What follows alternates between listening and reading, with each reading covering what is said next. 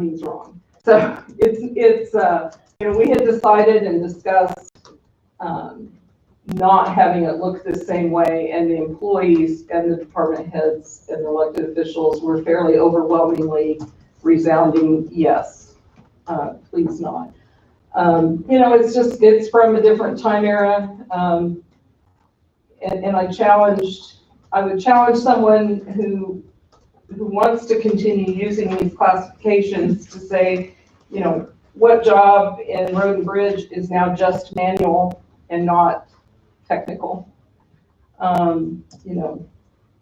It's law enforcement, of course, is a unique area that you can kind of put in there, but there was quite a bit of resentment about positions that didn't fall in the technical professional, that were in the clerical, particularly the clerical field, that said, I feel like I'm a professional in my job and you're not calling me one. And so I think that's an important idea to take away from this. So we are using a range schedule, recommending a range schedule. It does have steps. But placement on the range, and this is very, very important to cover carefully, there are a lot of factors that place these job titles in these groupings.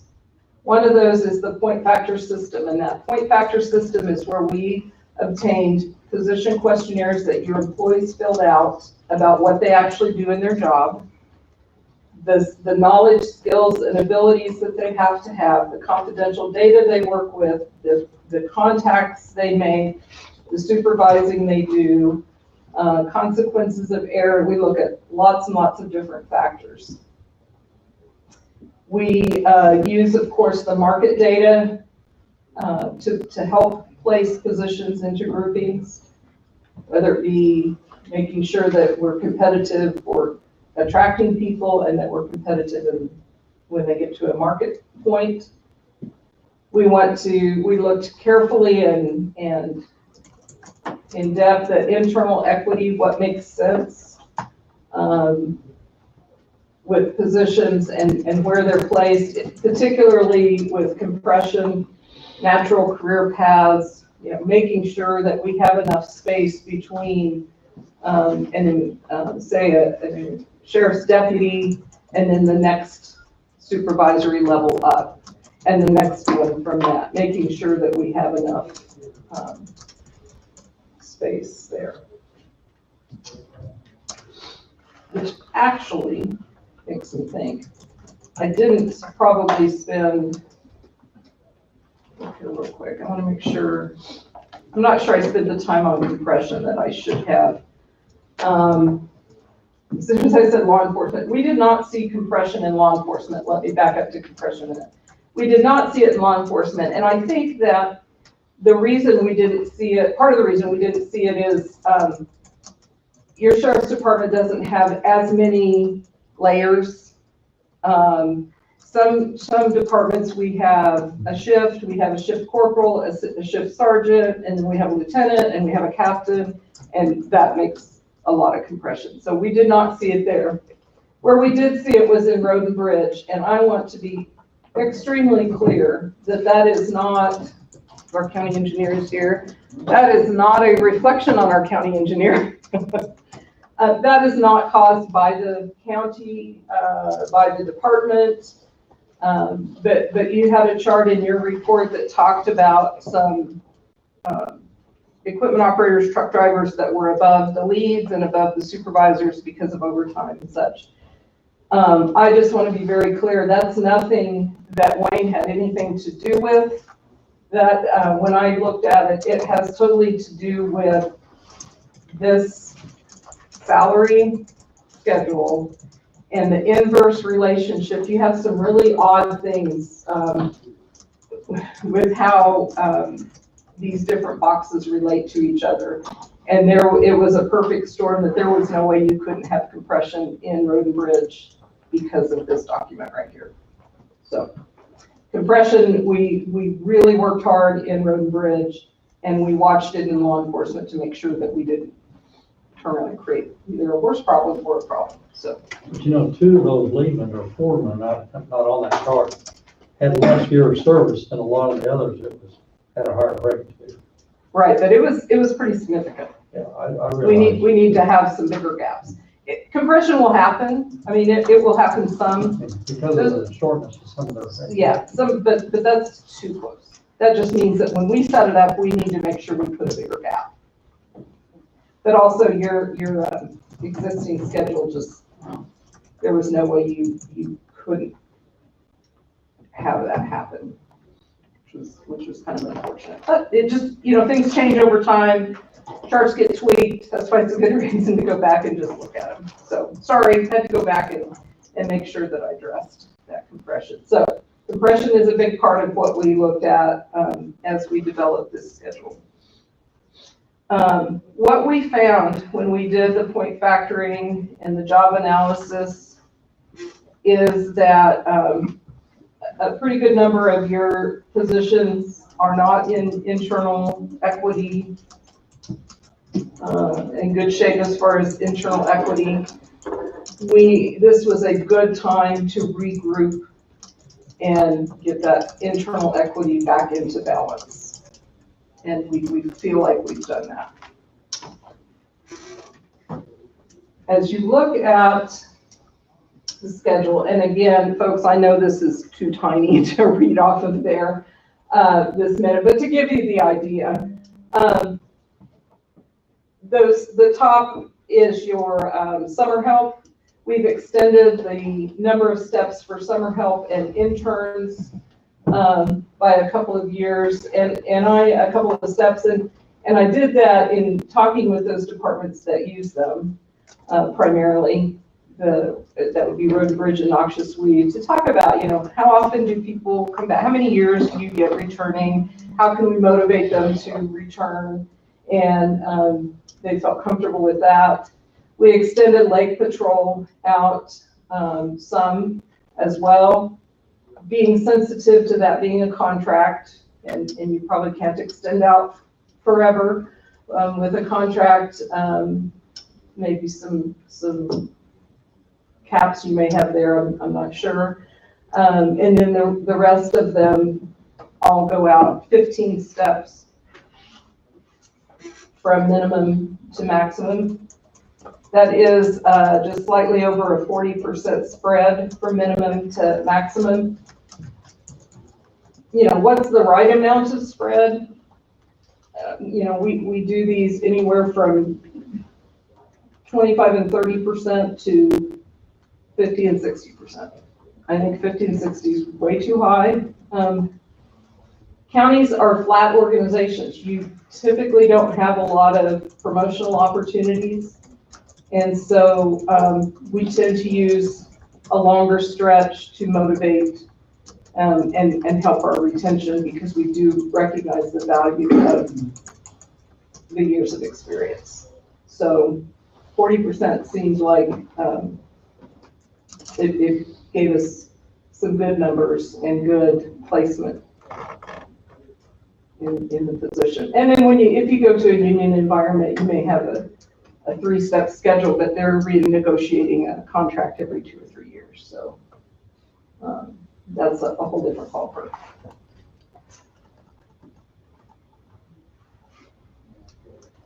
If you looked, if any of the commissioners, if you looked at your current schedule and you looked at this schedule and you really started going through, which I would have expected that you did,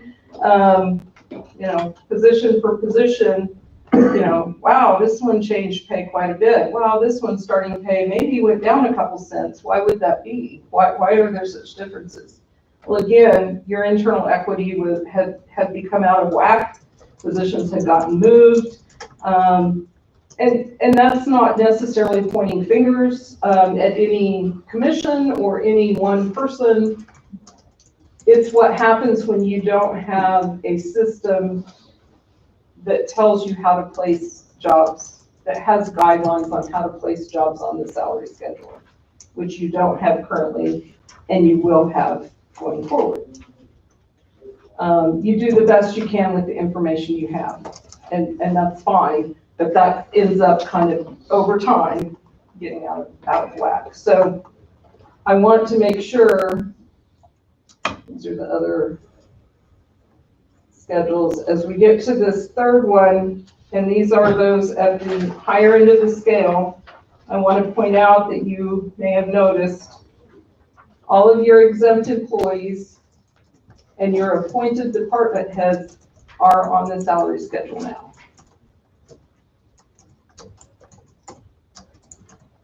And that's, I'm sorry, not your appointed department heads. Let me try that again. All your exempt employees and your deputies, I knew I said that wrong. The deputies, like your deputy registered deeds, deputy treasurer, deputy clerk, are now on the salary schedule, if they weren't already. They were. Some of them were and some weren't. Oh, okay. No, that's fine. I think, oh, Is it okay if we pass those out? yeah, to- I have like 7 or 8 of them anyway. Oh, I'm like, you might have to share, but they can't. I can go make copies. I mean. Yeah. I guess we need to ask if that's okay. I'm assuming it is. This is what, I just walked in. The, This is an expanded, easier to read version of what's in the report. Oh, yeah, I mean, this is, I can go make some copies. this report is open to a quarter request for next one forward. all right. Yeah. That was my assumption as well. Yeah, so let me restate that. Any of your deputies who were not previously on this schedule, or your second, are now on the salary schedule. And, your exempt employees, and some exempt employees were not on the salary schedule before. Or they were on, but they didn't have steps. They didn't have a starting and an ending. So for example, deputy appraiser, public health nurse 4. Some of these aren't even used anymore, so I'm trying to be careful what I pick from. Landfill road and bridge supervisor. Those were in a TPC, but they don't have a starting and an ending, and they would on this schedule. In the sheriff's department, the undersheriff, patrol supervisor, jail supervisor, communications supervisor, IT administrative coordinator would now be on this salary schedule. I think everybody else was. Your appointed officials, of course, elected officials and contract department heads are not on the salary schedule.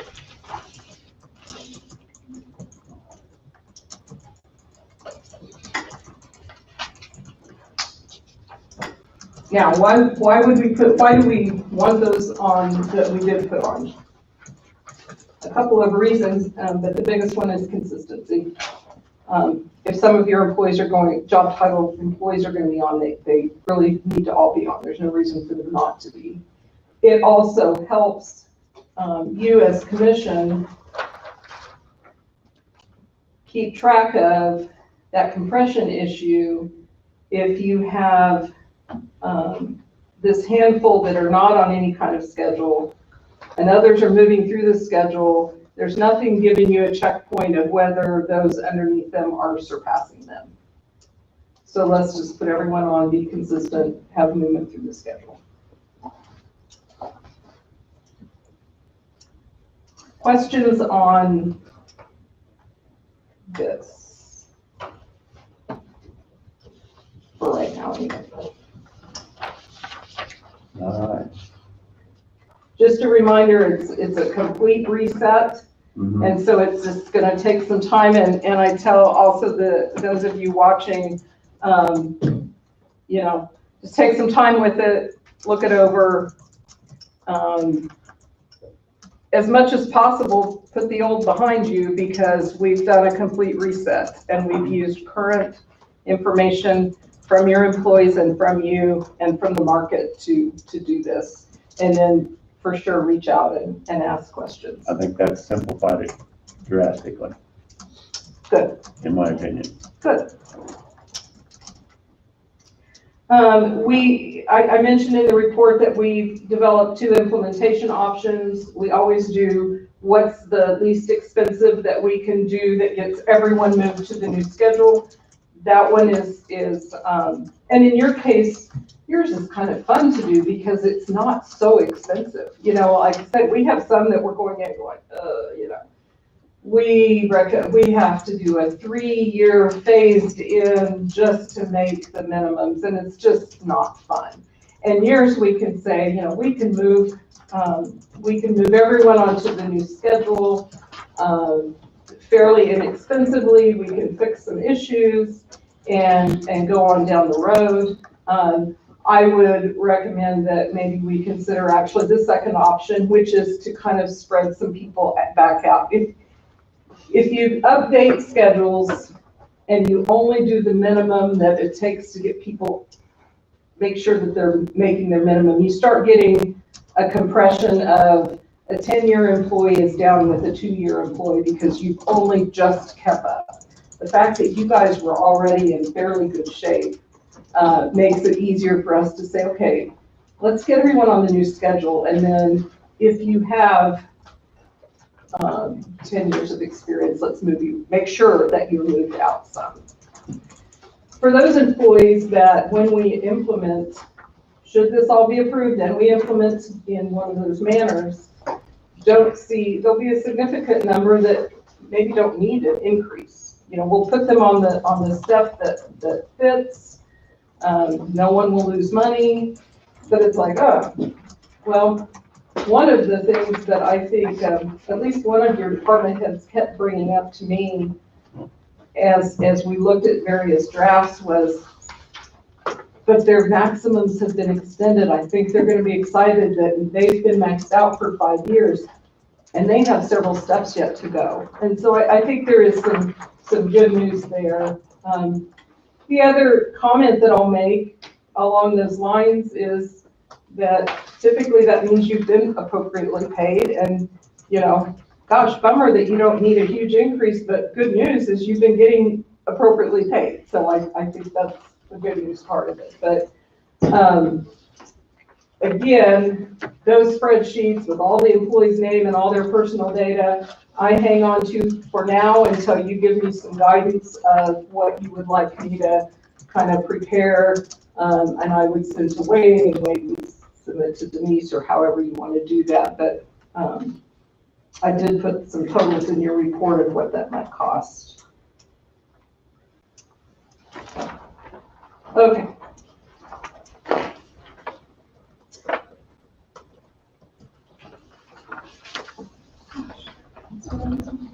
All right. We also prepared some policies and procedures in your Appendix D that we recommend. There are some changes that maybe you're not, that are going to be different than what you're used to. They're not drastic though, and I would encourage you to just kind of have an open mind. Think about, you know, your role as commissioners in being the policymakers for the county. That you set policy, you hire department heads as professionals to manage their departments. And I think that we can streamline some of the ways in which new hires are made that keep it from being quite so cumbersome while still giving you kind of the overall picture and control. But the policies that we are recommending give your department heads and elected officials leading a department parameters under which they could start a new employee up to step C without having to wait for another commission meeting to come back and ask you. That lets them look at those an applicant with experience that's very relevant. I would recommend that you adapt your CP something, where you hire a new employee, that you have a section that if they were to be hired under above step A, here was why, brings 3 years of, brings education in, you know, whatever. That's going to help justify that consistency, but it keeps things moving. 2 additional steps, and I did, this would be different. And 2 additional steps, which would actually take you up to a step E, which is market. The department head or elected department head, appointed or elected, could go in and visit with the county counselor, let him look at it from the standpoint of consistency. Was trying to think of how we could have someone that's consistent over time, that could remember and have records of how you've done similar things in this department or this department to bring some consistency back. I think that's a lot for, while you guys seem to have really good memories, which is awesome, that's a lot to ask you to remember every single case where you've made exceptions or given permission to go up steps and how many steps. And we gave this department permission to go up 2 steps for this reason. And, 6 weeks or 6 months later, someone else requests, are they consistent? We're looking for some ways to bring consistency, to take a little bit off of your plate of the continual coming back and asking for permission when it's kind of toward that beginning part. Certainly, if anyone wants to start someone market or above, they need to be talking with you.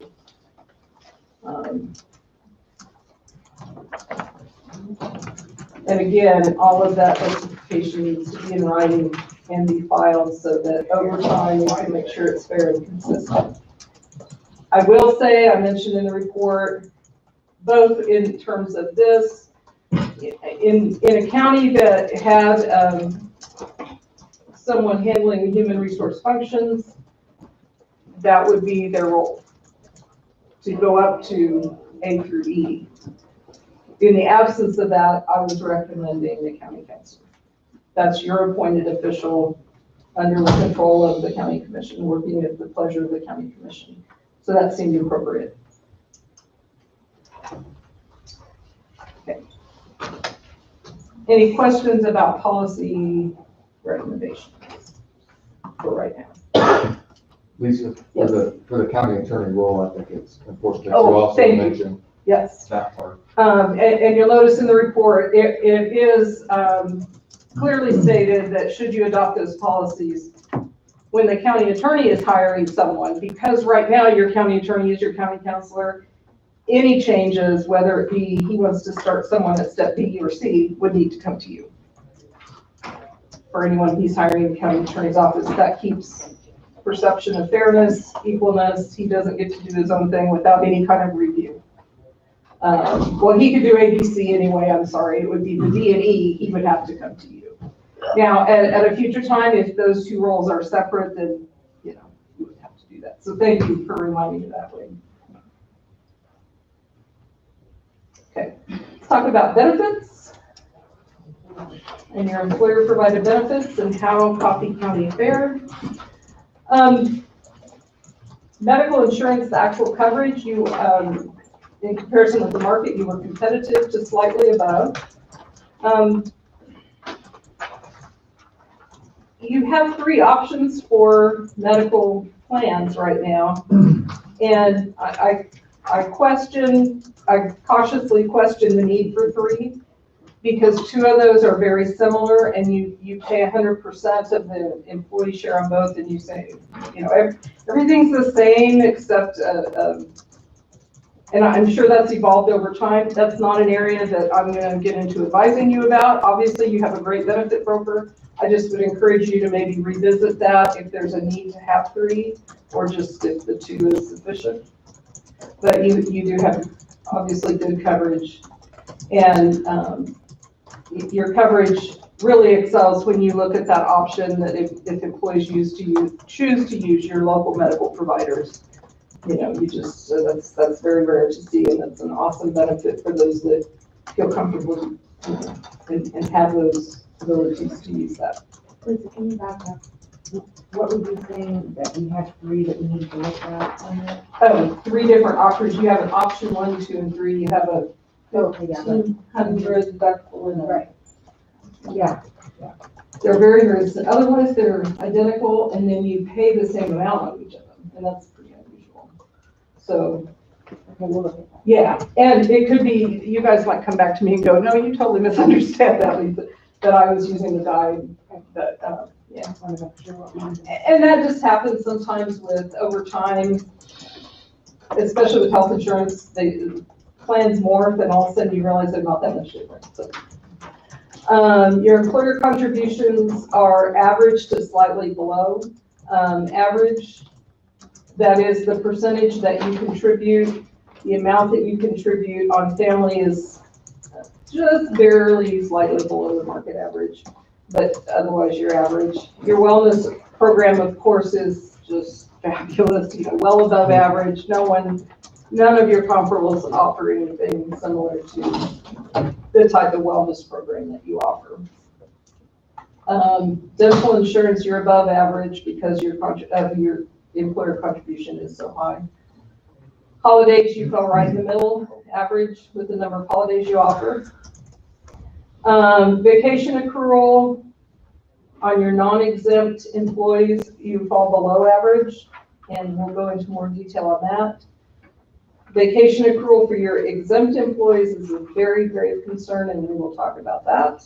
And the fact that you don't offer vacation accrual to your exempt employees is our concern. And then your longevity plan fell right in the middle, average. Some don't offer it at all, so in that respect, with them, you're above average, but those that offer it, your payouts are very similar. Okay. We would not, at this point, recommend any changes in your employer contributions to your medical and dental. Those are great. Your sick leave accrual, very normal. Your longevity schedule, your wellness program, and your holiday schedule.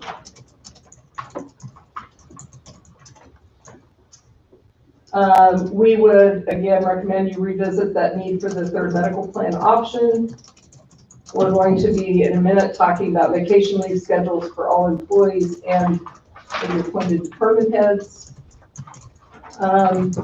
Emergency management, actually Russell had early on had talked about some amount of difficulty with employees volunteering and staying engaged in volunteering for the emergency operations. And it does involve some extra training. It does involve some participation in exercises. And he just wondered if there was something we might look at or suggest for that. And of course, there's no one else has really the extent that you have to have of emergency management operations for a county your size. So I can't say that I went out and found others that have stipends, but it did make sense to maybe consider a small stipend or a personal day off for those who are willing to make the commitment and show up to training and show up to the exercises, to offer them something. And I even go so far, which Denise may shoot me, and say, give them the option. Yeah, I'd like $300, or yeah, I'd like the day off, because different people value different things. And that's where we get some of the generational things as well. I think it should just be a nice recognition for those that are willing to put forth that extra. But we pay them their salary while they're doing it. What is just part of the job. Mm-hmm.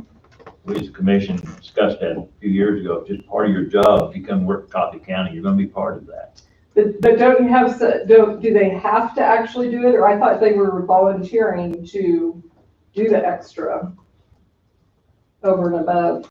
I mean, it may not be extra time, but it's over and above. I signed up to be a, office assistant, but I'm learning how to be a PIO, or I'm taking training. But we're paying you while you're doing it. Yeah. And you're going to have employees that it doesn't matter, paid, not paid. I don't want to do any more than what you hired me to do. And that's fine. It's just something to consider, a little bit of recognition for the ones that are interested in the being extra engaged and taking their time and expertise to kind of go outside their box. what they were hired to do. If that's something that we offer to stipend, say $50 or $100, no time clock is punched. What's wage and hour say about that? During the time you pay that lump sum, that week, it would count into, if they had overtime in that same week, it would be calculated into their overtime pay, but otherwise, no. There's no other reflection on with wage and hour people. No, because you're just giving them a stipend for, it's kind of like a bonus check, so to speak. It's like your longevity, really. Your longevity becomes a part of your overtime calculation. Part of Mhm. okay. As long as we don't break outside the wage and hour part of it. Yeah, absolutely. Now, if you were doing that instead of, okay, we're gonna pay you, where you run into some of that is if you require them to do, or they volunteer to do, and you could run into that, here's where we see that happen. Sometimes, maybe what you're getting to is, an employee, let's just use Geary County. We had rural firefighters. Our deputies were rural firefighters. And then we had other employees that maybe worked at Public Works that wanted to be rural firefighters. If we paid them that, even if they said they volunteered, it became subject to overtime because they did work. The work has to be very different and very disassociated. So, a receptionist who also was EMT certified, could you maybe have them do some volunteer EMT maybe? They might be different enough, but that's where you start having to be really cautious about having them volunteer to do things that are too close to what they already Total separation would be an issue Mhm. to me, but I know wage and hour can get pretty tough Oh, yeah. if there's too much Yeah. connection or whatever it might be. Sure. Yep, that makes sense. Just something we were asked to consider, seemed to make sense, obviously, totally your call. The other item that we like to see everyone do, and we're hopeful that maybe your software does this without a lot of effort, and that is to produce an annual benefit statement where it takes your pay and the employer's payment into all of your benefits and comes up with a total package of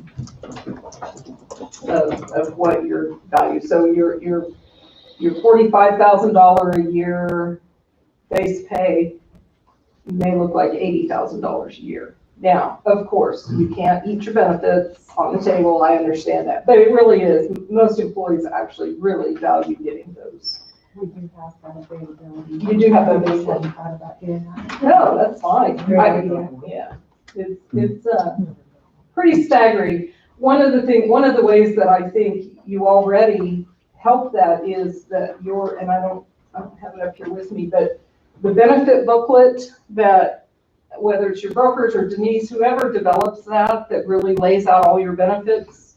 And it says right in there how much the employer pays every month for your health insurance. That's valuable. And that's what has probably really helped your employees already be aware of how much you put into their benefits. But you start adding vacation in and holidays, and it gets kind of staggering. So those are just some of those. Okay, let's talk about leave time. So for your employees that currently are in leave time, just market, you're behind the market. In terms of most of your comparables, or I don't remember if you were quite at the bottom, but fairly close on the number of levels. Right now, you change after 1 year, you go up a little in your vacation earnings, and then you have to wait till year 10. That's actually not an uncommon older type of plan. And I think the reason those come down now has to do with employee turnover, people are turning over more often. You're trying to incentivize them to stay. We have different generations that need more time off or desire more time off or more flexibility. And whether you agree with that or not, it's what you're competing against. So when they look at your package compared with others, this is more similar to what they would see, what you're competing against. It doesn't add a huge amount. You know, it's not like I'm doubling the amount when you get to the top by any means. But it definitely has more movement of levels. Feedback from employees definitely was that they thought 10 years was a long time or 9 years was a long time to wait before they saw that bump. So there's that. As we move to the next topic, that's probably a little bit more, a little harder maybe to wrap the head around because it's just always been done this way, is that your exempt employees and your appointed officials do not earn any leave time, sick leave or vacation time. Why are we concerned about that? I guess first of all, I want to emphasize that we have had absolutely no complaints or indications that any of those employees have been misusing time at all. It's not that. In fact, it's kind of the opposite. The feedback that we did get was, I'm an exempt employee. I'm kind of afraid to take off too much time because I don't really know what's going to be frowned on and not. They have no parameters other than what their department head lets them do. And the department heads have no parameters. So we outlined some reasons why we think that it's important for a public sector, a county, to have this. And number one is, of course, that public accountability. Again, there is no one's been called into question. But should someone be called into question about, you know, I've called 6 times and they're never in their office. They're off all the time. I'm sure they're taking vacation all the time. How do you check up on that? How do you justify to that member of the public if you're not having any accountability for time? Family Medical Leave Act, of course, allows for 12 weeks of protected leave, paid or unpaid. Do we assume that irregardless of when they started, they have 12 weeks of paid leave? If they're an exempt employee, maybe. Are they assured of that? They don't, it kind of leaves them hanging without some protection at what could be a very critical time in their life, either because of a family member illness or their own. It also, as a commission, puts some parameters on how much leave you're paying during those 12 weeks of protected leave. Again, consistency is huge.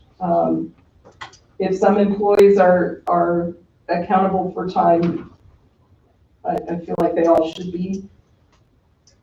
Internal controls, you know, are very important in public entities, and anyone who is responsible for money or equipment, you know, high dollar equipment, facilities, internal controls dictate that they take some time away from their job. This assures them that they can and that they will, and assures you that they will.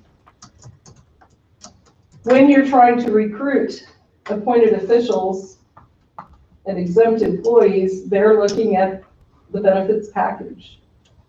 And when you're offering vacation leave, and when you're not offering vacation or sick leave, do you let them assume they can have all the time they want, or are they going to look at it that, well, I'm not sure what this means?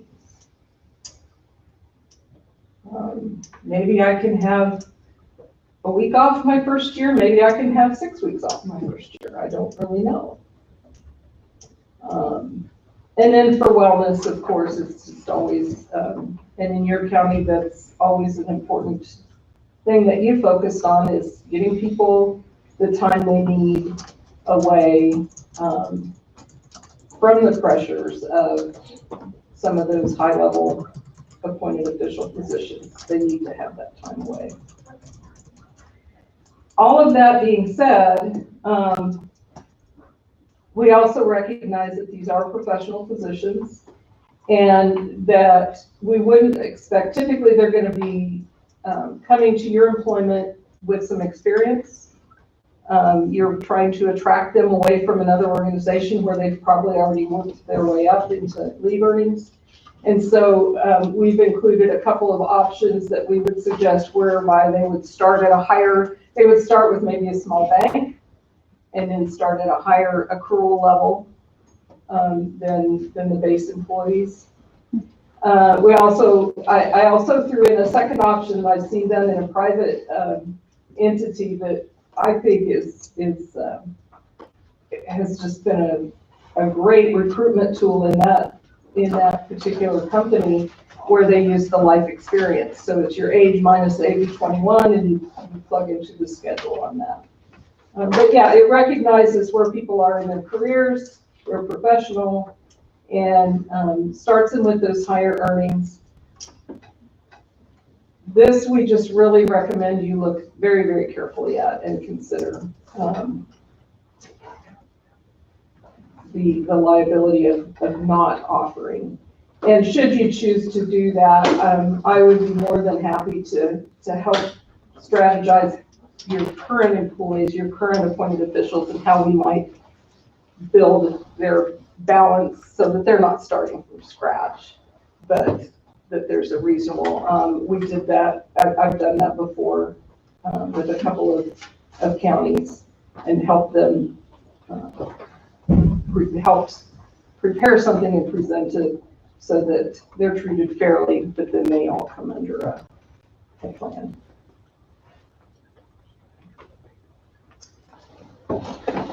Any questions or concerns about that? I know that's a big change. I was surprised it wasn't there when I came on board. I was too. Really surprised it wasn't something. Yeah. I was aware, in fact, I'll be honest, I knew that it wasn't in place for the appointed officials, and actually that was the case when I started in Geary County, and I over time got that changed because I started seeing the pitfalls of it, which affected me, and that was fine. But done it in a couple other counties, I've not seen exempt employees not earn before, and I didn't grasp that until I was in a phone conversation with one of your departments, and I was really kind of wrapping this all up, and it's like, oh no, exempts don't earn either, and I was, what? Went back and dug through the handbook some more, and I'm like, okay, that's a huge concern. Okay. Okay. I'm a little past an hour already, but about to wrap up. Overall, again, we're in this phase 1 compensation classification study. Our overall recommendations at this point are to implement recommended salary schedule. And by the way, that was prepared with the assumption that you would start it in 2021. So should you decide to adopt this, it's not like you already have to change it. I mean, we trended that so that knowing it this close to the end of the year, we don't want you to have to immediately change it. Part of what you would need to consider in those policies is that we recommend that if you adopt this, that you make the changes to the salary schedule, like your COLA, January 1, and you do your step movement in April. And again, fully understanding what that means to payroll. Sorry, Denise. And here's why. Because we're asking her to not do it all at once, and it certainly adds more to her plate, and I apologize. But we like to see those two separated and make sure that they stay separated. That your steps are, while they're not a full merit plan, you have to be doing acceptable performance to move your step. And that needs to kind of be a separate thought from the cost of living. And so we highly encourage, if at all possible, there are a lot of organizations that do a COLA, say in January or in June or something like that, and then their step is done on their anniversary. And I know better than to suggest that because that adds a lot. So at least I'm even, and having two and not every month there's steps. So we recommend, of course, adopting the changes to the leave earnings for non-exempt employees, for exempt employees, and appointed department heads. Then you consider implementation, or at least discuss emergency management stipend or personal day. Again, that review with your broker and the compensation and benefits statements. And just to kind of do a little overview again of what's next, you contracted for kind of a multi-phase. We are already underway on the human resource checkup. We did an employee engagement survey. We did a randomization one-on-one with as many employees as we could fit in a 2-day time frame for 2 of us consultants to come down. And then we opened it up online, the exact same questions to all your employees. And I have never, ever had as good a percentage of turnout as I had in Coffee County. That's with engagement things I've done as an HR director, as a trainer, or on a project. So kudos to Coffee County and your employees for the commitment to participating. So I think, I'm not going to remember now, but it was well over 80% of your employees participated. That's just unheard of. So that's underway. That's a lot of analysis going on there. I have done on-site review of some records and policies and processes in most departments. I'm going to go over and see the sheriff's department here in a little bit, and Denise and I are meeting this afternoon. Some of that is just ongoing. The handbook review is ongoing. And of course, I used it a lot in this first part, and Dr. McGrath has looked at things. Your handbook is taking a while. It's a very extensive handbook. It has a lot in there, and it has a lot of acronyms. It has a lot of abbreviations that frankly get a little hard to follow. So we're really taking some time with that. And I think that, we'll have some suggestions for maybe breaking out some of the things that aren't directly employee related to make that a little bit simpler for employees to get through. But anyway, that's ongoing. And then we're developing some of the questions and assessments we have for other counties to see how they're doing HR and how they're handling some of the decentralized records that need to happen. So that's underway. Phase 3, of course, is the job description rewrite. And when I say phase 3, that can actually start anytime. As soon as you decide if you're approving this comp system, then we will be able to start working on job descriptions and know that we're putting the right pay range in for the right title.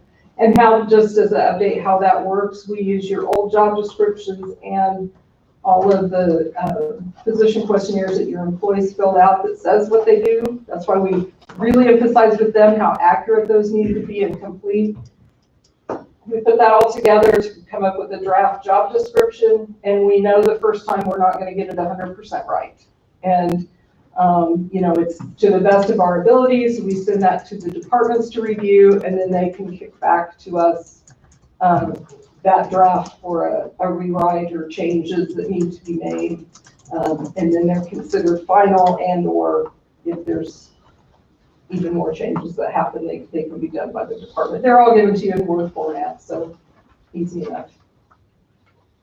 That job description rewrite is actually where we will again go through all of your jobs and look at the Fair Labor Standards Act designation and just double check that we're that we have that those are correct and being treated, exempt being treated correctly. Okay. I asked for an hour, took an hour. Oh, I probably took more than that. We started early, didn't we? You were fine. Darn it. You were fine. I never finish on time. What can I help you with? If we implement this, what's the time frame? You know, January 1st going forward, it's here tomorrow. Without meaning to be facetious, make a motion, pass it, and I'll get the implementation spreadsheet the first of next week. No, seriously, you can, I mean, this is complete. This is our recommendation. As far as setting this, implementing it, I have two options that I described in the report ready. Really, what that boils down to is double checking with Denise, because so at the beginning of this project, of course, I asked Denise for all your current employees, and then things change. And so recently I said, hey, can you update this again? Because then I have, now I'm sure in the last, when did I do that? Before election, maybe 4 weeks ago, we've probably had more turnover or a new person start. So, you know, there's always those last minute, but no, it can be essentially ready to implement January 1 without a problem.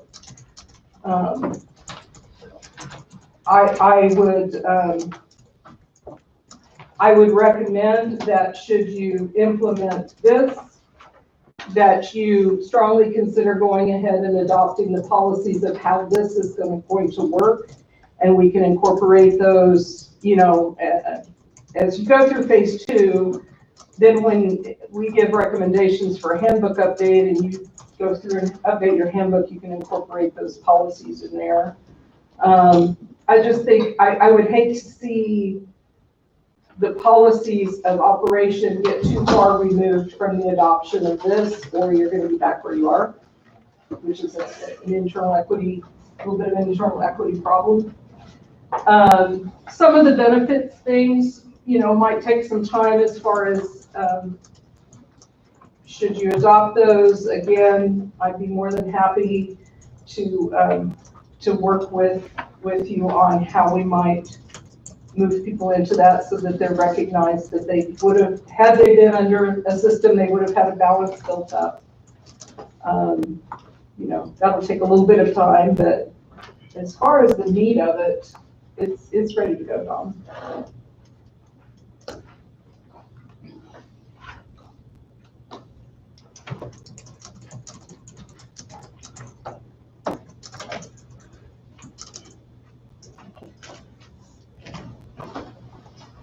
Any other questions?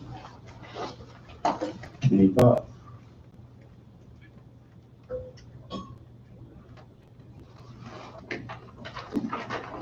Wish some time to digest this. Yeah. I think so, yeah. Yeah. We'll be back here Wednesday.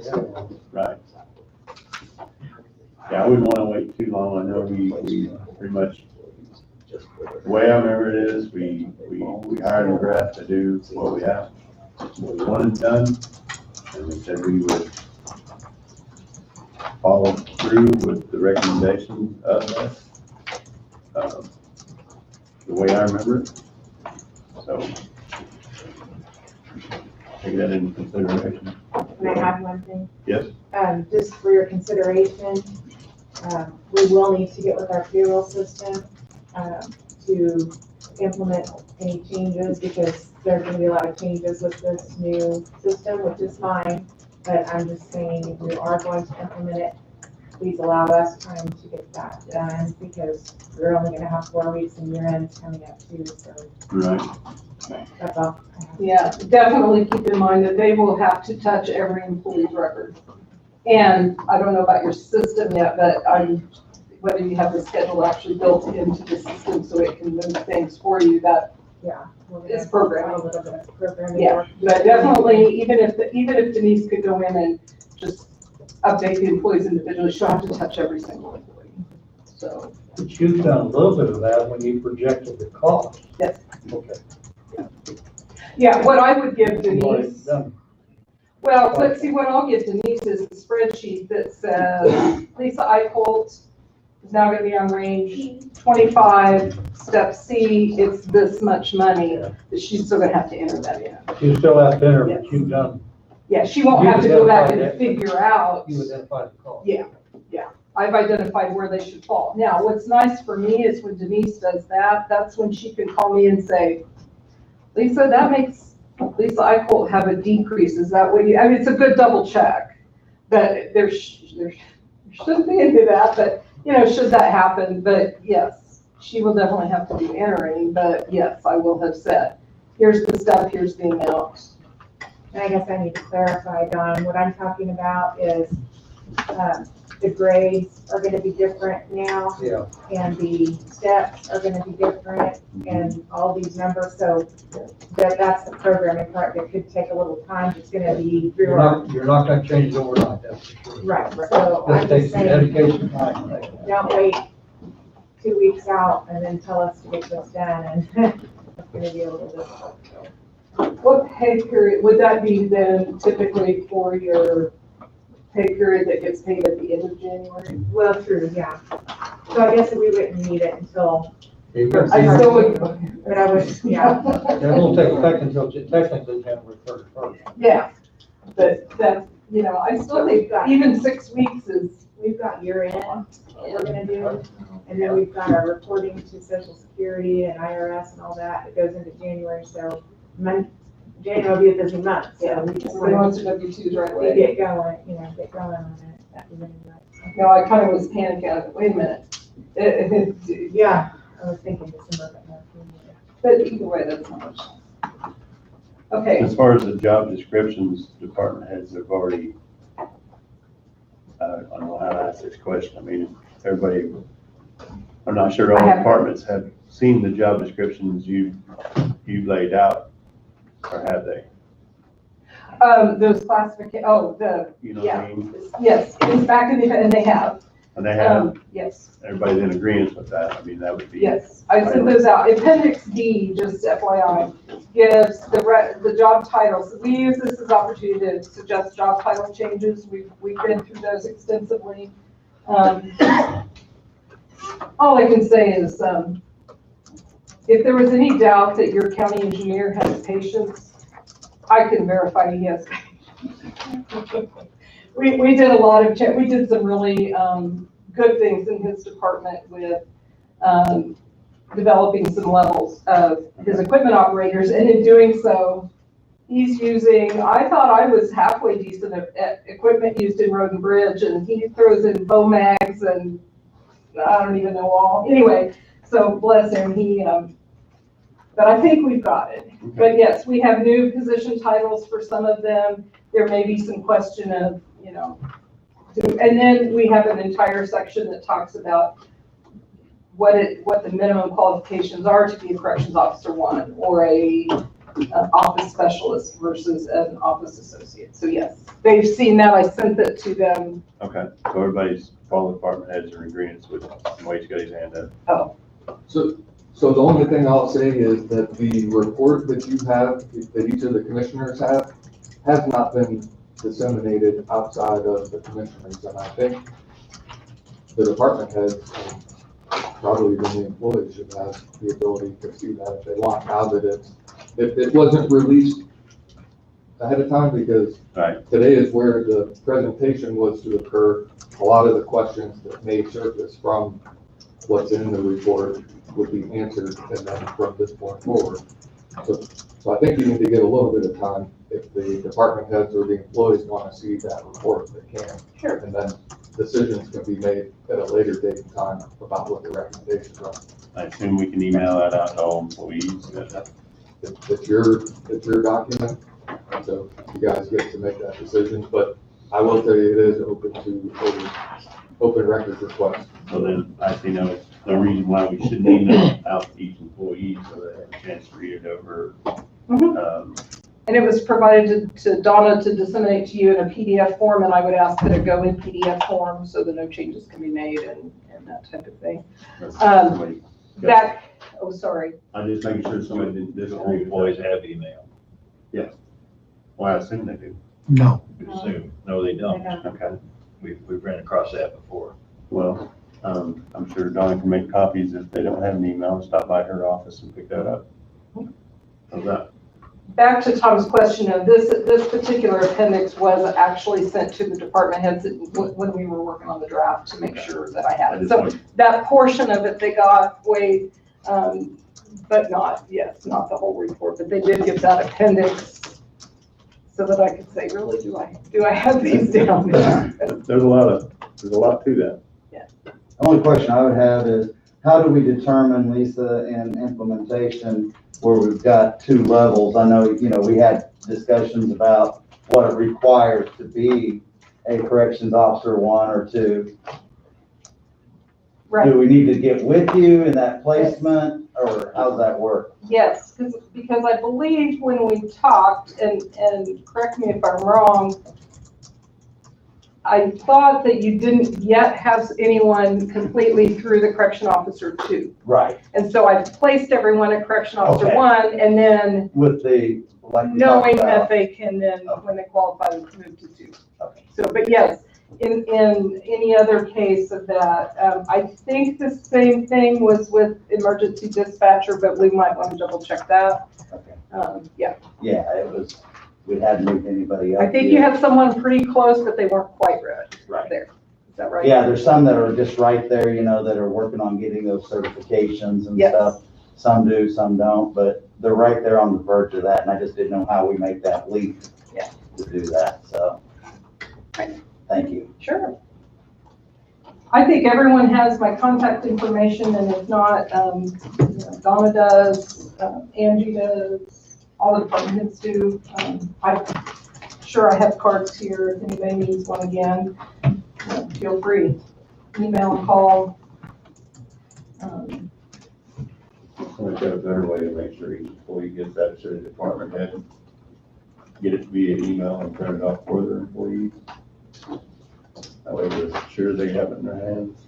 I mean, So we'll be here Wednesday, and then just a thought. Monday of next week, we can make a Right, but I just want to make either sure up or down decision next Monday. each employee has the opportunity to look it over in case they have a concern that which to bring toward us, or department head, or. So I guess I would say we'll leave it up to department head to make sure each one of the employees has a copy or received it via email or hard copy if you would. That way. That sounds good, Wade? I wouldn't know how else to do it other than, I think if they want to see it, they should be able to see it. If they Yeah. don't, then- if they don't, know, that's fine too, I guess. Thank you. So I just email it to department heads and they will be responsible for distributing to all employees. That sound good? Sounds good to me. Yeah, take a little off you. Okay, Very nice, Lisa, thank you. thank you. I Thank you. appreciate it, and I will be back. So I look forward to. So, Before we take a break, and let Juan jump in. We were not gonna take a break, I was gonna go straight to bed and see the. Huh? And Bob wants a break. We'll take care of Judge. Yes, take care of the judge. Thank you, guys. We'll just in case. Just in case. Well, I appreciate you guys taking a couple minutes for me. So the Supreme Court's directed that every district court provide a means for self-represented litigants to drop off paperwork after hours. So they directed that they want a box outside of the building that's used solely for district court business. So I'm here this morning to ask for permission to place a box on the courthouse someplace outside. There's funding available. I'm not asking for any money. The judicial branch has the funding.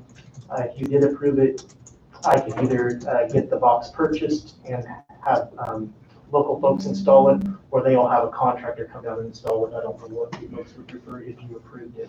But that's what I'm asking for you folks today. Are we still using that box outside for the treasures? yes, Sure, in fact. Yeah, she said yes. Yep, sorry. She said yes. I don't have a problem if it comes with installation, then I'd say proceed. So you would prefer that I go ahead and have them just come down and put it in for us, or I can get the box and have, Road and Bridge. I don't know who would do it, maintenance, I don't, that part. Whatever your choice. Okay, we'll get that figured out.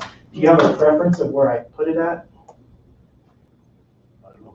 Put it beside the other, and we can start lining them up there. As long as they're well identified. Wayne, we'll put it in. Wayne got a suggestion possibly? I'm sorry? Well, Road and Bridge, we'd be glad to put it in.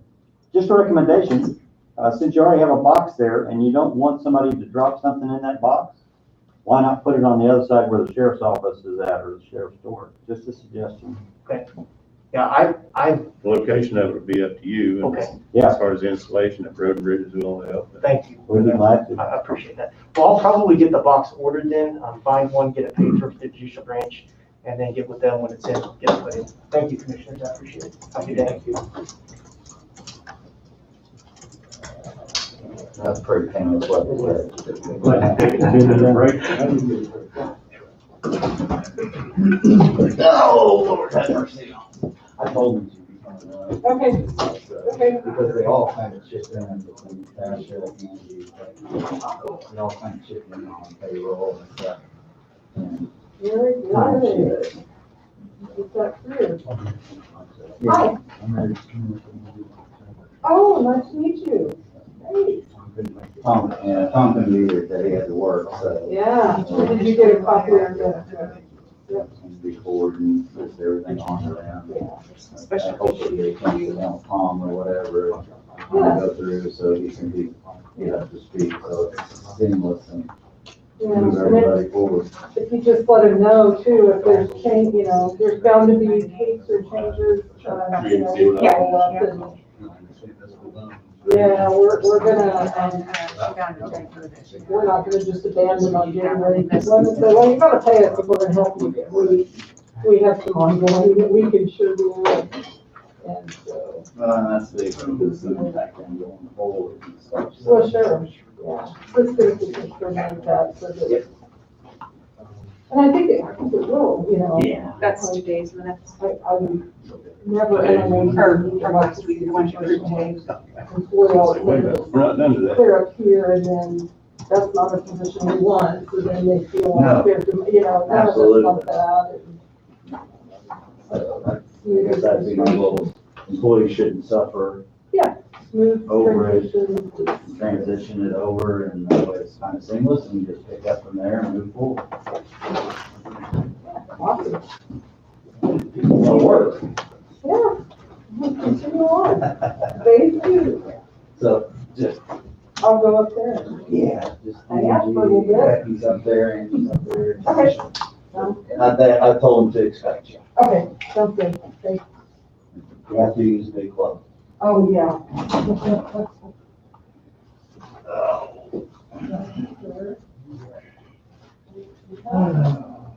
You need some water. No, you're going topless. Not topless, but topless. Yeah.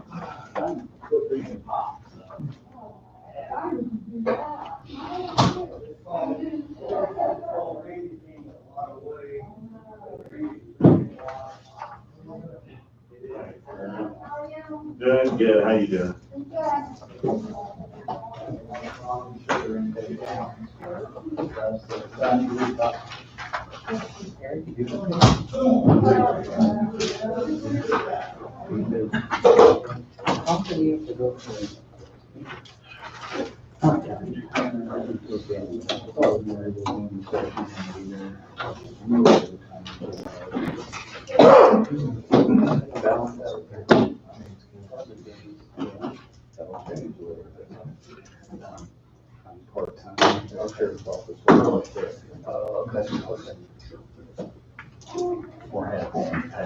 Now.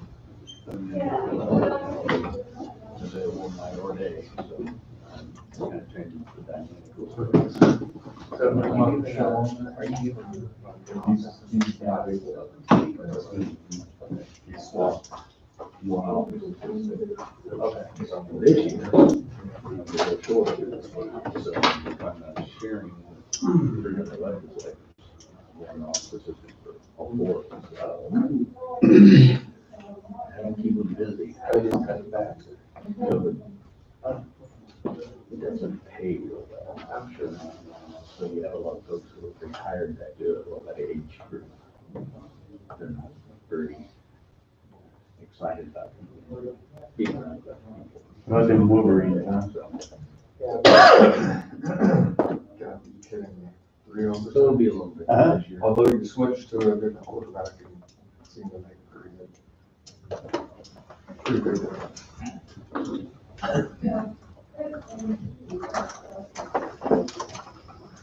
I invite people to see what's going on, how it works. Yeah, I've said that once for somebody. I've seen it. Speaking on behalf of Bill.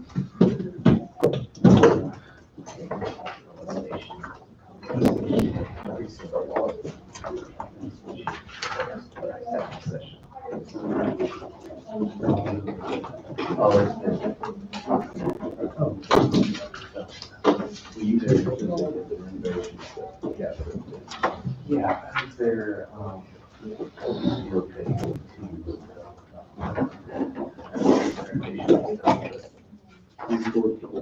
oh, yeah. Bug people I talk to, I've had been in there, so we're all back, so whenever you're ready, wait. you know, while I was there, we were doing it as a kid, but they should make. Legislatures for, events. Yeah. You weren't running.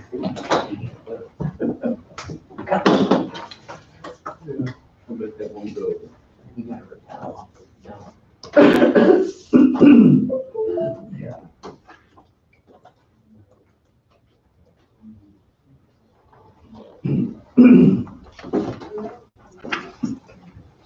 I promise Lindsay that. I don't think they want Okay. you don't have aspirations for the US Congress. So much bigger things. It's a- yeah. Yeah,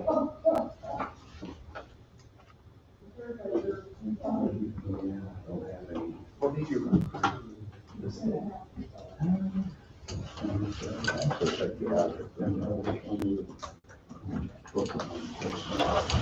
No, nobody gets pink. They say they're, you don't get a stepping tree.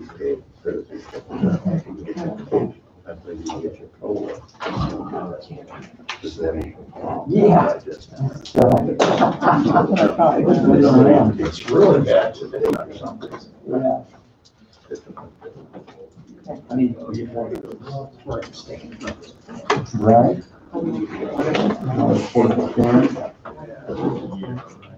That works. Wait.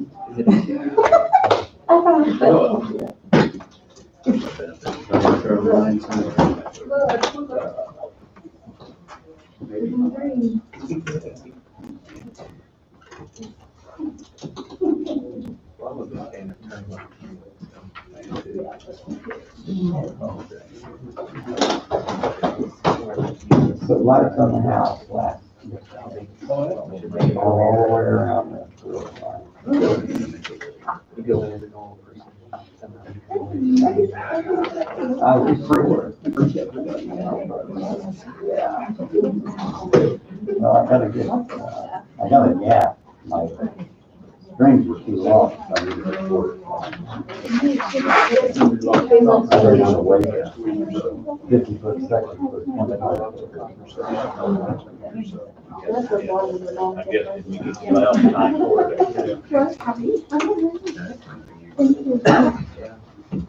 I'm way behind schedule.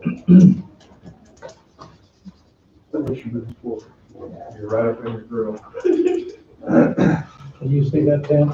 I don't think I can say without the glasses. We like sitting in the front row at the During theater. some time.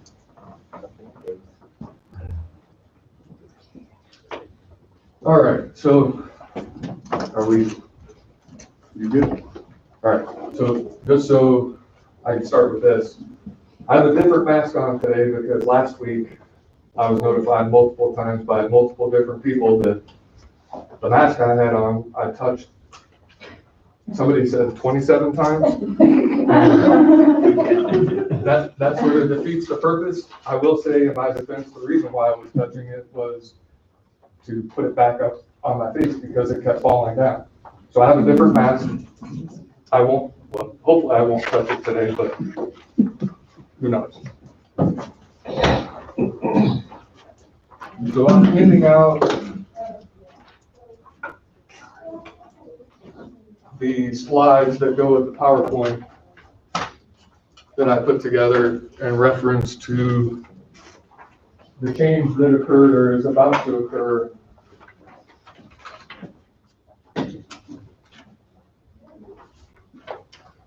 under the governor's executive order. So I don't have the answers. All I can show you is what the law says, and then you get to make a decision from there. Now, what we don't have is Dr. Shell. I've been in constant contact with Dr. Shell as recently as this morning, yesterday, to get his input and feedback on the governor's executive order, because he was before you last week, and it was a recommendation at that time, not a local order from the local health officer. So just to summarize, Dr. Shell's position is he wants the county to follow the governor's executive order. And then there's other copies of this. I don't think there's enough for everybody, but. Could I have one, please?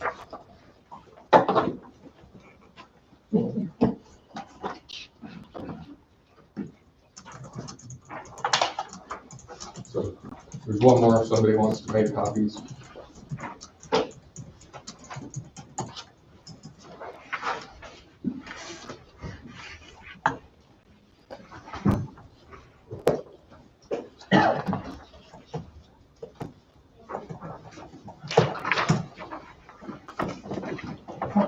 So I decided this weekend that this was probably the best way to do this because of all the questions, controversy, whatever else may go along with the mask side of things. And I'm a visual person. I don't know about the rest of you. So why are we here? Why are we talking about this again? Because last week, the governor's office had a press release and issued and signed what is Executive Order 2068. Why does that matter to us? Because back in July, the county opted out legally from Executive Order 2052, which was the July mask order. So why is that? We'll go through and we'll talk about why that matters and what the difference is today. So Executive Order 2068, issued by Governor Kelly on November 18th, and she issued that order under the authority vested in her under KSA 48, 924, 925B, and 925C. It makes the mask order, which is what we'll just call it for short, effective at 12:01 a.m., November 25th, 2020. And if you're not keeping track, that's Thanksgiving Day. It's effective statewide unless you had a county that had, or I said 52, it's 58. A county that had not opted out of 2058 or an ordinance or a local law. So any one of those things will make it the county exempt.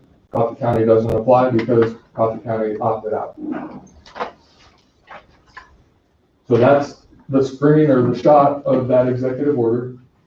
And I didn't put the whole thing because you can find it on the governor's website, and I'm sure it's disseminated everywhere. But it's Executive Order number 2068, and the title or the caption is Establishing a Face Coverings Protocol.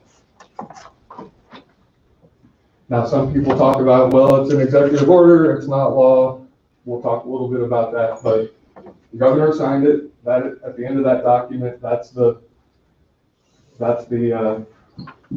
signature, the date, and it's filed with the Secretary of State, which is an important feature, because once that occurs, it has the effect of law, and we'll talk about that a little bit later in this presentation. So some of the language in it, and I've taken the liberty to just take snippets out so you can see what it says. Whereas as a result of that worrying spike on July 2nd, 2020, I issued Executive Order 2052 requiring masks and other face coverings in public, but in spite of the deadly and urgent public health threat presented by the spike in COVID-19 cases, many counties exercised their temporary authority under KSA 48925H to opt out of statewide public health executive orders to opt out of Executive Order 2052. And that's what Coffee County did back in July. So, as I mentioned earlier, within Executive Order 2068, there's a provision that talks about this Executive Order 2068 doesn't apply to counties that opted out or to counties or municipalities in which there's a local ordinance that requires face coverings to be worn. And I said that backwards. It doesn't apply to counties that chose not to opt out or has an ordinance or another order that deals with face coverings. So that particular paragraph 1 doesn't apply to Coffee County because Coffee County opted out. And just in case you don't remember, Monday, July 6, 2020, Coffee County opted out of Executive Order 2052. This is taken from the minutes from that day, paragraph 7, resolution number 2020-855. An order exempting Coffee County, Kansas from the requirements of the mask or other face coverings in public. So, just to jog your memory, in case you don't remember. Moving back to Executive Order 2068. This is what it requires, effective 12:01 a.m. Wednesday, November 25th, 2020. This is only a partial, and it's not the entire thing, but it's the face covering part. Inside, in line to enter any indoor public space, obtaining services from the healthcare sector, waiting for or riding on public transportation, while outdoors in public spaces and unable to maintain a 6-foot distance between individuals with only infrequent or incidental moments of close proximity. So just, that's what we're dealing with. Now, also within the executive order, local governments retain authority to issue and enforce equally or more restrictive orders as necessary to respond to escalating or worsening conditions in any local jurisdiction.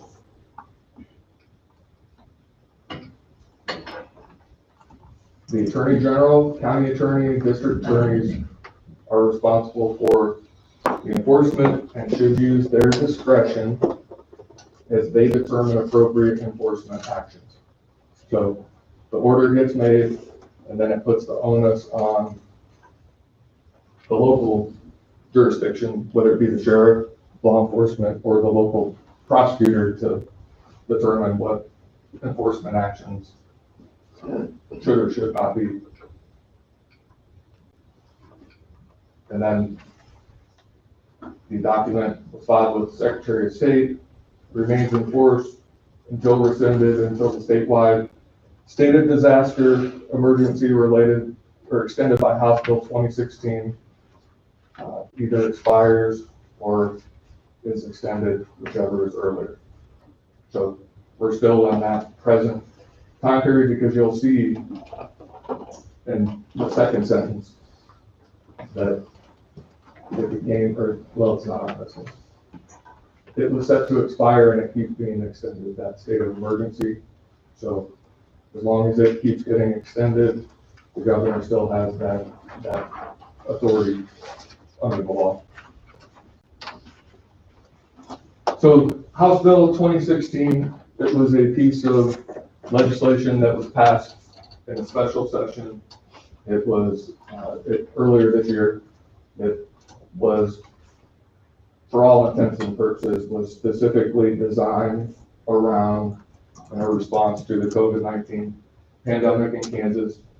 It's $40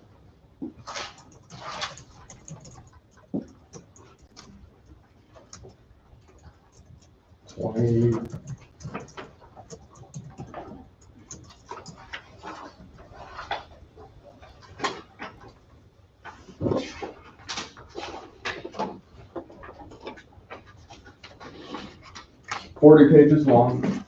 We're not going to go over all 40 pages because a number of those pages don't really apply to the topic, but it's a pretty expansive, exhaustive piece of legislation.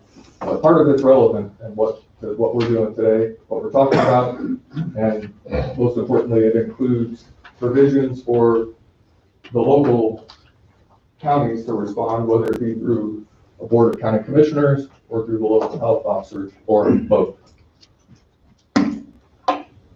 So you'll see at the top, P31 is page 31, section 32, and then the statutory reference that particular section talks about. It's easier to do that way than to do it a different way. So that's why that's that way. So under section 32 on page 31, KSA 48-924 states the governor shall be responsible for meeting the dangers to the city and the people presented by disasters. And then it talks about the state of emergency described in subsection 5, which we'll talk about in a minute. It shall terminate on September 15th, and it can't, but it has to be extended. You involve the state finance council. You have to have an affirmative vote of at least 6 of the legislative members of the council, which I don't know. I know Eric's here. Is that occurring with this Yes. executive order? Yes. Do you know when that's scheduled? I didn't know when I put this together. I don't know. Okay. Probably before it goes into effect, I would assume. So something, it has to be today, tomorrow, or Wednesday. So this particular order will go before the state finance council, and then they'll have to make a decision. And I can't tell you what they'll do, what they won't do, but just so you know, that's part of the process. In any event, there can't be an extension that can continue past, if you look at the very bottom, January 26, 2021. So now here's section 5, and it's new section 5 because it's considered a new, it's not amending anything, it's just new wording for that particular piece of legislation that, and we don't need to go into details about that. So state of disaster emergency that was declared by the governor pursuant to KSA 48-924 is as the result of the COVID-19 health emergency. So that's the highlight of what that is there for. Page 4, new section 5. The governor shall not proclaim any new state of disaster related to COVID-19 during 2020 unless the governor makes specific application to the state finance council and an affirmative vote of at least 6 of the legislative members of the council approve such action by the governor. So we're sort of in this in-between time period where we don't know what they're going to do, but we have to move forward because you're meeting now, and if you're going to do anything, you got to make decisions sort of on the fly. Page 33, section 33, again, KSA 48-925. The governor may issue orders that have the force and effect of law during the period of a state of disaster.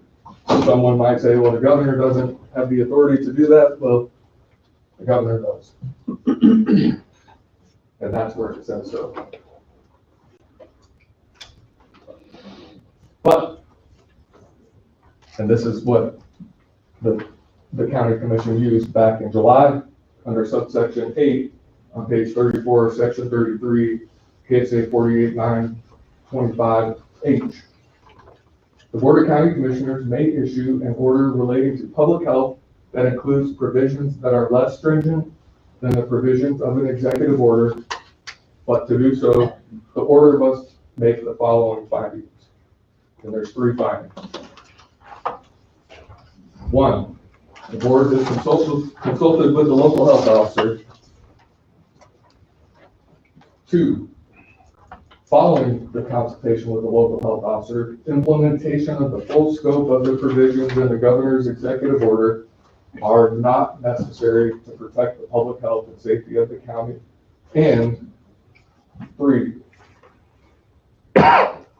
all other relevant findings made by the board to support the decision. So back in time, in July, these things were considered. After consultation with the local health officer, the local health officer's recommendation was that it become a recommendation only at that point, and not an order, and for the county to not have to follow that statewide mask mandate, which is different than present time. Just so you know the distinction. Page 36, section 35, KSA 48.932.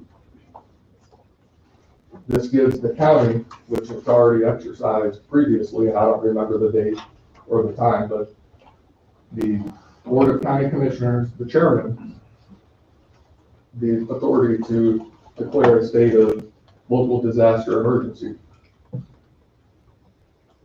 But any such declaration may be reviewed, amended, revoked by the Board of County Commissioners or the governing body of the city at a meeting of such governing body.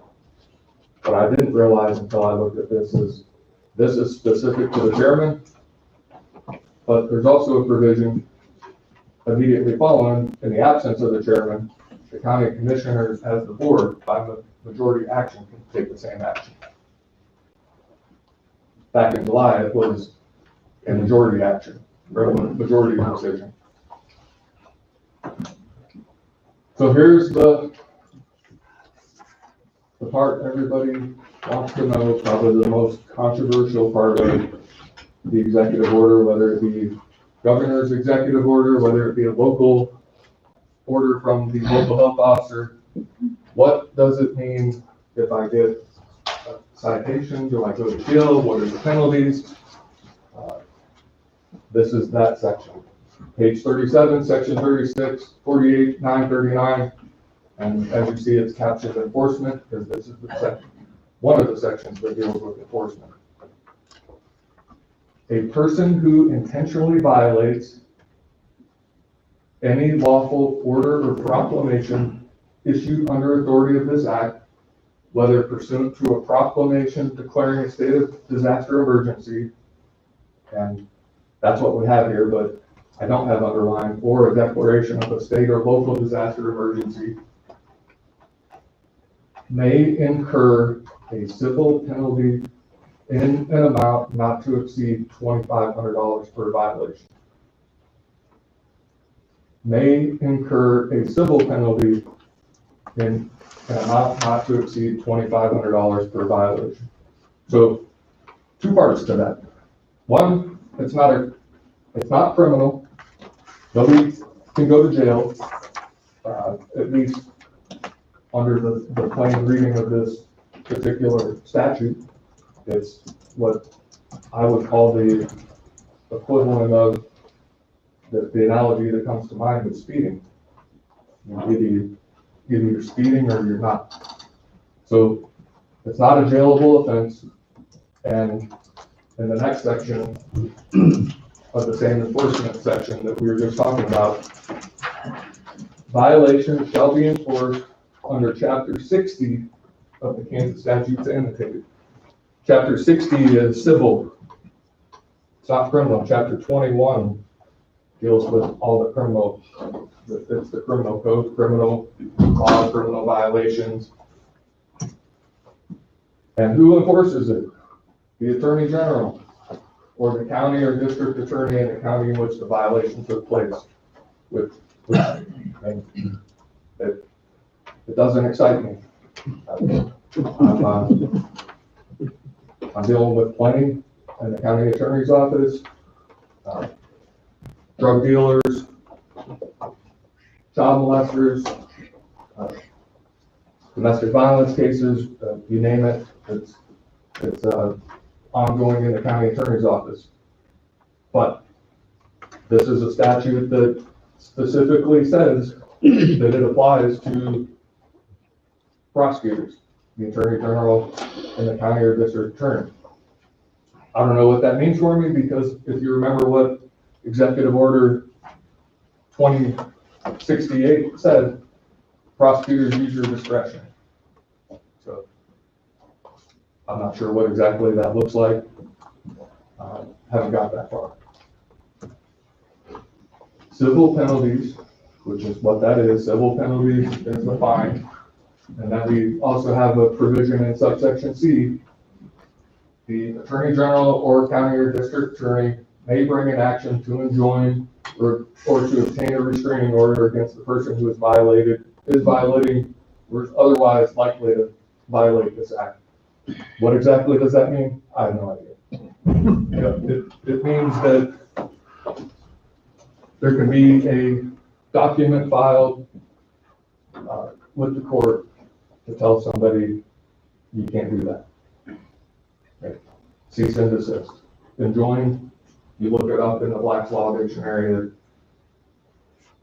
highly summarized cease and desist. So, the local health officer, how do we partially get to why we're relying on a local health officer? This is the statute, it's the same statute, but it's been amended, so you'll see where the crossouts are and where it's in italics and words that have been added under this new legislation. Page 37, section 37, KSA 65201. The Board of County Commissioners of each county shall act as the Board of Health for the county. So you've done that. You've gone into, put on your different hat, gone in and acted and responded as the Board of Health for the county. Just as you did last week as the Canvas Board for the county. So it's a similar role and function. Each county board shall appoint a person licensed to practice medicine and surgery, preference being given to persons who have training in public health, who shall serve as the local health officer, and who shall act in an advisory capacity to the county board of health. I don't know when it happened. I don't know the historical details, but I would assume that at some point in time, Dr. Shell was appointed to the role of local health officer by the governing body. And maybe one of you who's got the historical timeline knows how long that's been in place. Fred shaking his head. Been some time. That's all I can say. So he's been in that role as local health officer for X number of years. And this is what the statute that gives the board the authority to do that, but it also talks about what his role is in relation to the county. He shall act in an advisory capacity to the county board of health. And you have them appointed for a reason. So this is why, and that wording is not changed, because you immediately see after the strikeout of and as the local health. I'm not sure what it says after that. And then it also talks about you can have both a local health officer and a local health program administrator, and that both, and the paragraph at the bottom, both serve at the pleasure of the board. Now, Continuing on, talking about the local health officer. Page 37, 38, section 37, 65-201. An order issued by the local health officer may be reviewed, amended, or revoked by the Board of County Commissioners. And then, if that's done, it shall include an expiration date. It's not what we have here. Dr. Shell did issue a local health order when there was the original, back in March, the stay-at-home order.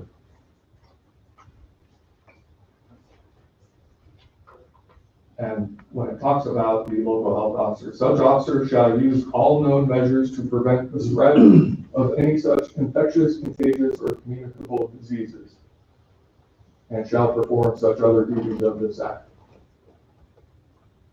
The county or joint board of health, or the secretary of health and environment may require.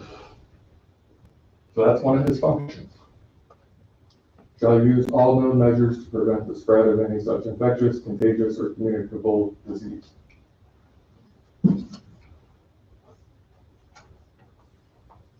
Page 38, section 37, 65-201. Any order issued by the local health officer, including orders issued as a result of an executive order of the governor on behalf of a county regarding the remediation of any infectious disease, may be reviewed, amended, or revoked by the Board of County Commissioners. Again, not what we have here. We don't have a local order by Dr. Shell. Last week he was here, had agreed to a recommendation, not an order. But I just want you to see the interplay and what's available for the commissioners. So we have a statewide mask order. It goes into effect 12:01 a.m. November 25th. The opt-out provision in KSA 48.925H, which I call the local opt-out. The board can issue an order related to public health that is less stringent than the executive order, but it has those 3 required findings that need to be in it. And right now, you know, I can tell you, you don't have the support of your local health officer to opt out, which, depending on how you read what those findings are, you have to consult with the local health officer, and there has to be a decision made. The implementation is not necessary to protect the public health and safety of the county. And if you remember back what that subsection said, it said after consultation with the local health officer. I'm just telling you what the law says. The enforcement, civil penalty not to exceed $2,500 per violation. Enforcement under Chapter 60 by the Attorney General or county or district attorney. I don't know if the Attorney General has actually said anything related to this new executive order, but they're named in it. And then there's also the ability to issue, bring actions to enjoin, restrain that someone's likely to violate, has violated. That's just what it said. The board of health, local health officer, I'm not gonna go through that really again. I think that's pretty clear based on what's in the PowerPoint.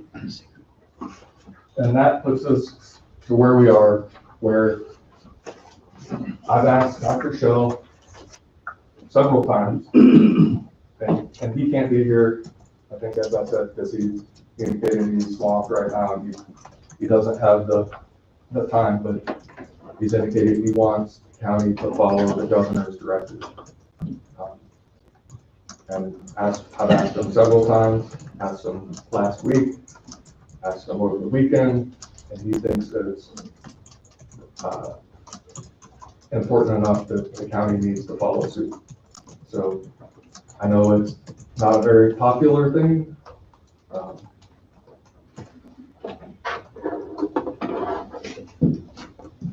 And I guess I'll ask What, do you have any questions? Any comments, feedback? I know there's probably quite a few thoughts.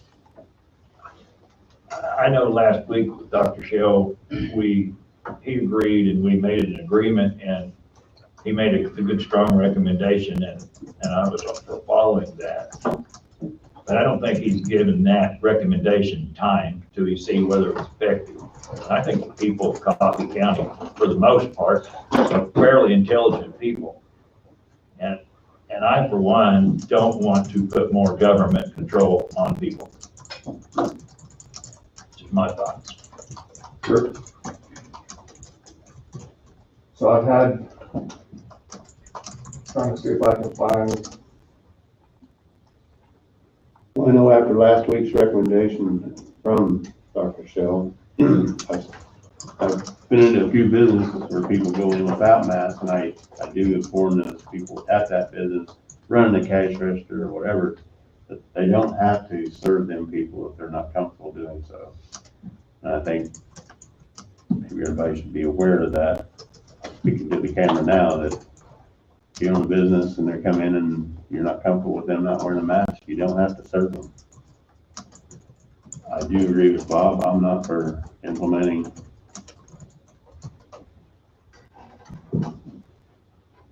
What is our active cases today? 24. So on November the 13th, there was 34. Would that be correct? And now we're down to 24. Our recommendation went into effect a week ago.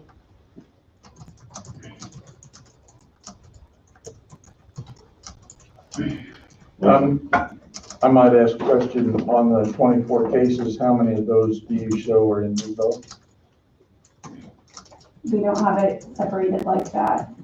Because I know right now there's at least 8 cases in Vivo that have just recently cropped up that people have tested positive or else are suffering under the virus. I would, Thoughts and prayers go out to those that do have it. I do know when this first started back in March, that a lot of health officials said we would see a spike come fall. And that's exactly what's happening. Exactly what's happening. exactly. So I mean, And if we look at the timeline, if you look at, Would you come up, I can't, Sorry. you're mumbling with your mask on. if you look at the timeline that we had, with our spike, it really fell very much in line with Halloween. And I'm not calling Halloween out or anything, but it wasn't trick or treating or anything like that. It was families getting together. Cousin come to visit from out of town, or aunt comes to whatever, let's go visit grandparents, show them our costumes, sit on their lap and stay for 45 minutes. So I truly believe that our spike was due to that. And if you think about those instances, it's not when masks would have normally been worn. I don't know if you wear masks around your children and grandchildren or not, but is this truly going to make a difference would be my question. But just speaking to the spike, the timeline indicates that it would fall back to Halloween time.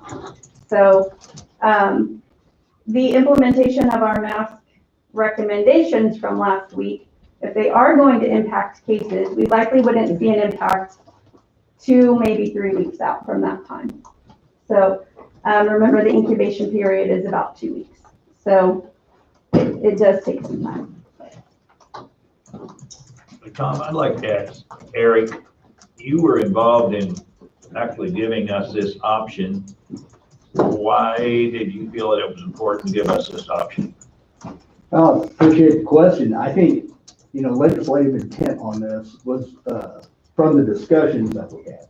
The discussions we had, first of all, on your county health officer as an advisory member, not the person actually making that choice. And here's why. We had a majority opinion that people should be, if their liberties are going to be restricted, it should be from an elected official, not somebody who's appointed. And so we want to make that very clear. The other part of it was county to county, let's keep it local control. Circumstances are different. Circumstances are changing for us in a different direction than it is for other counties right now. And so you can take that and you can match that together and say, Is that kind of what you're asking me? That's what I'm That's how we asking, yeah, got why? there. Yeah, that was the main emphasis for us. We saw such a disparity between counties, between what's happening in Johnson County compared to what was happening in Sandy County or Grant County or Coffee County, that these widespread orders were just not going to be as effective in each county. But looking at what we have right now, then we need to look at what is our experience here in Coffee County. I think that's what you guys have been asked to do, is look at Coffee County and the experience we're having here. I think the order, HB 2016, rather the law, HB 2016, was so that you guys could have that ability that isn't taken away from you. I personally, and I'm going back on what Lindsay said, you know, since we implemented this a week ago, it's gonna take some time to see. And am I not right? We can come back at any time and change this if we want, right? If we would opt out today, we could opt in a month from now, 3 weeks from now, if things really got bad and we thought we needed to make that change. I think the discretion's there for you to make a decision any way you want to go. I'd kind of like to see what we agreed on, given a chance to see if it's working, see if the people are working. And it doesn't matter, you make it a law, whatever it is.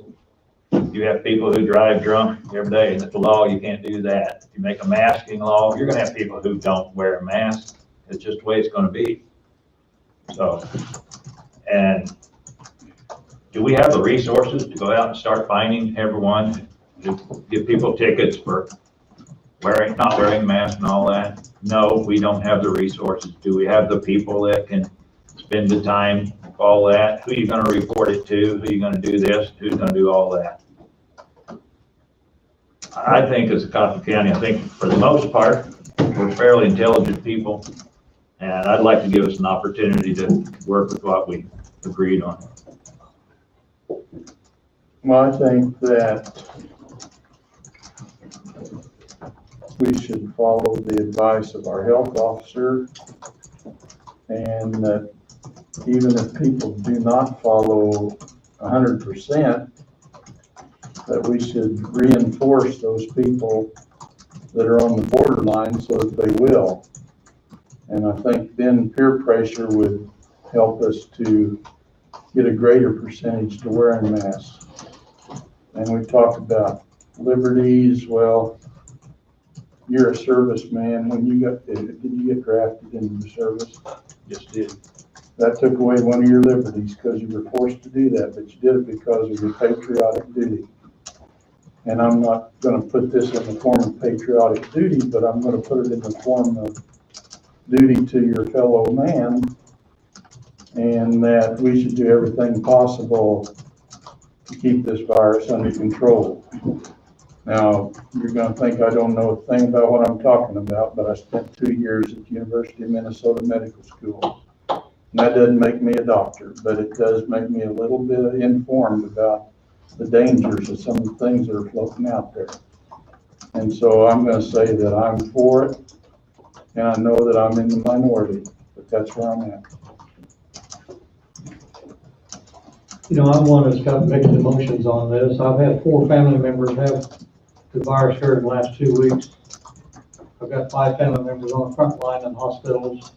I've got 3 family members in the front line of teachers. And I guess we're technically all on the front line to a point. But I agree with Fred and I agree with the other 3 commissioners, and I got mixed feelings.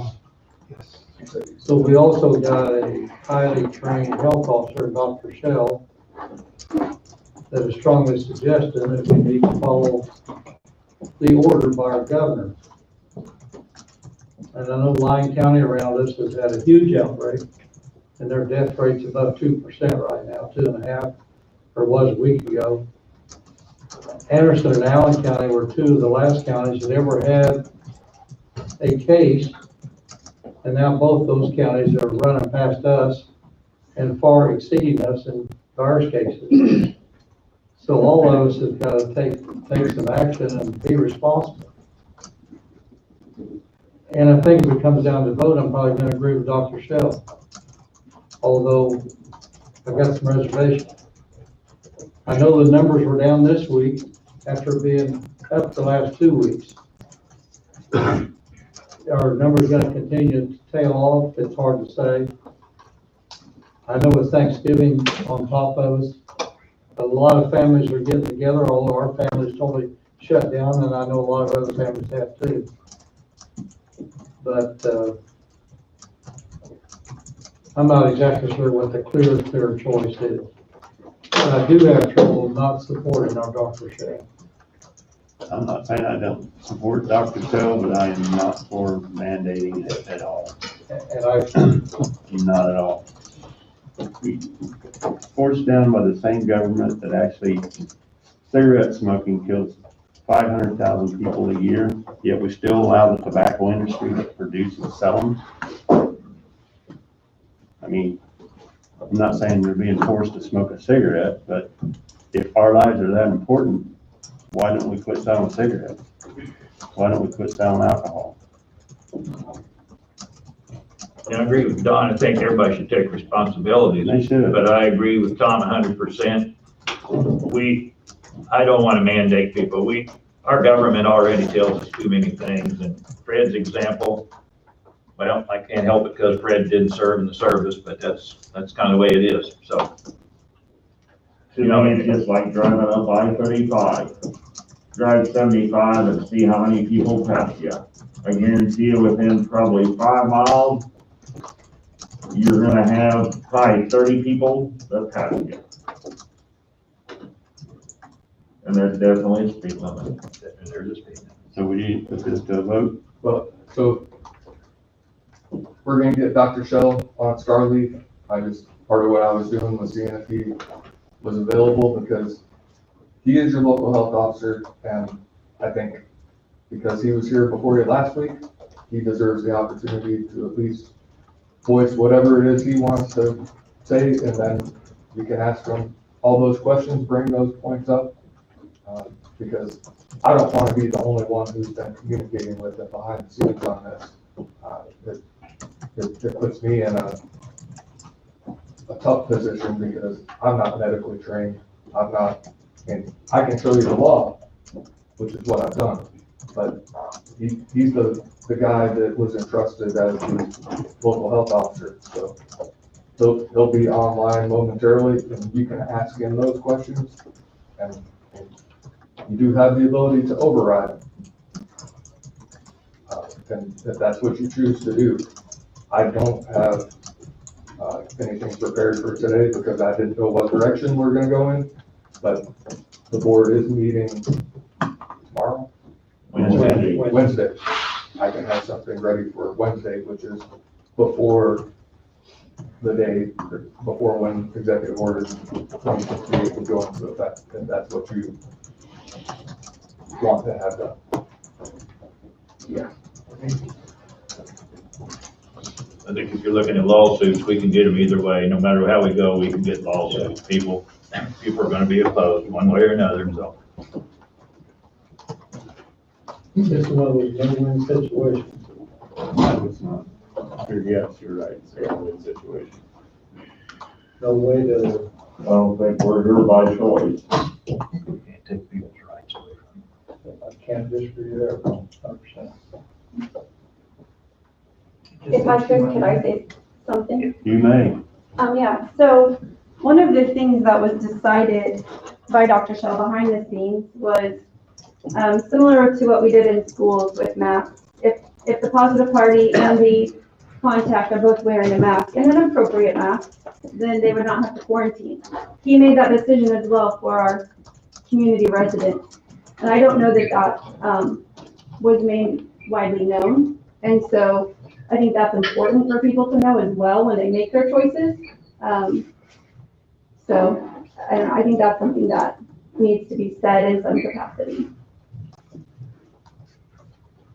Good afternoon, Dr. Shell. You're live in the commission room, so. You guys are cutting out a lot. Can you hear me? Yeah. Yes, we hear you very well. Okay. I couldn't hear Lindsay very well at all. She has her mask on. So Dr. Shell, have you been watching the meeting online? Do you know what's been said, what's not been said? No, I haven't seen anything. Okay. I would suggest maybe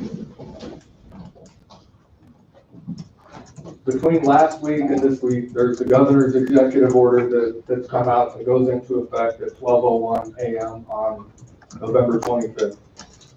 My understanding, and you can correct me if I'm wrong, is that your recommendation to the Coffee County governing body is that they follow, that Coffee County follow that executive order. There's been a spirited discussion between the commissioners about why or why not they're in support of that, and maybe you can help fill in the blanks. You're the medical, you're trained in the medical field, I'm not, so I don't want to speak for you. I would just say it makes sense. I think the order was something I was proposing 2 weeks ago. And I think moving ahead and following her order / recommendation is appropriate. Let me ask you, Dr. Shell, if she had decided to do this, would you have came up and decided to do it? Or would you stay with what we agreed and see how it worked? No, I think what I've seen so far is it hasn't worked, and I don't know how much longer we try to give it a trial. I think that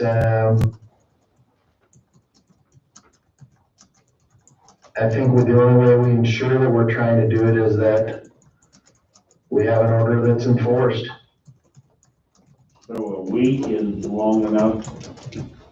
No, not at all, but I don't think we have the comfort zone to wait to see how long it'll take for people to be in compliance. I don't think people will be in compliance anyway. Last week was a horrific mess in our hospital. It was a horrific mess throughout the state.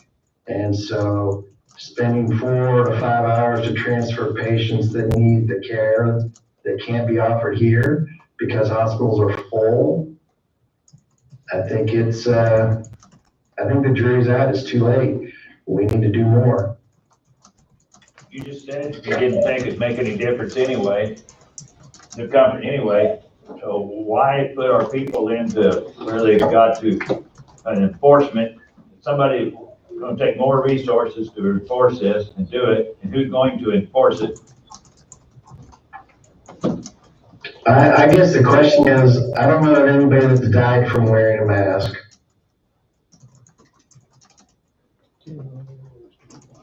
So I don't really see the problem. And we definitely know that they're going to help. Do you think anybody's gonna put on a mask that hasn't already?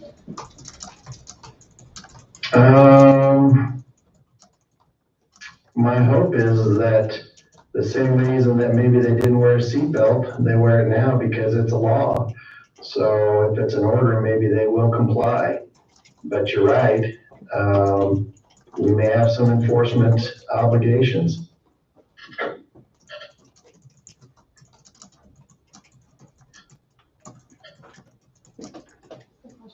Dr. Shell, I shared a video that had been sent to me, and I shared it with you last night for you to review it. Right. And you responded, and to summarize, the video was in reference to why a mask was not necessary, and maybe this is your opportunity to give your position on why you think a mask is necessary at this point, and why, based on your medical training and experience, it needs to occur, or the county needs to follow the order. I guess, I mean, those people that really don't think a mask is necessary, they're it's perfectly acceptable for them to come to our hospital and take care of the sick patients. Then we don't have to use any masks or any PPE. And if they then succumb to the illness and are one of the people that are hospitalized or even die from it, then I guess we've proven our point. And I think that's just idiotic. The people that are dealing with this every day know that those things work. And that lawyer who got her information from the back of Cosmopolitan isn't dealing with these patients every day.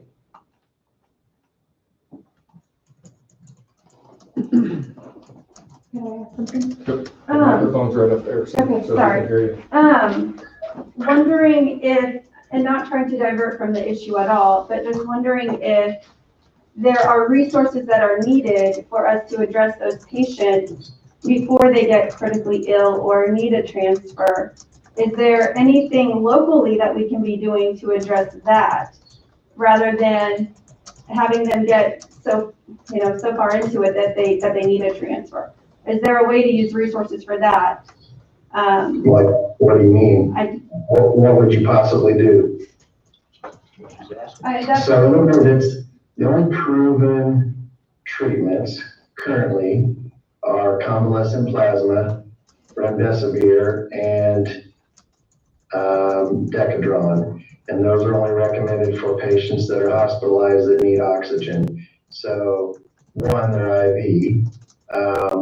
Two, there are lots of people that don't have need for hospitalization. And so the problem is when these people have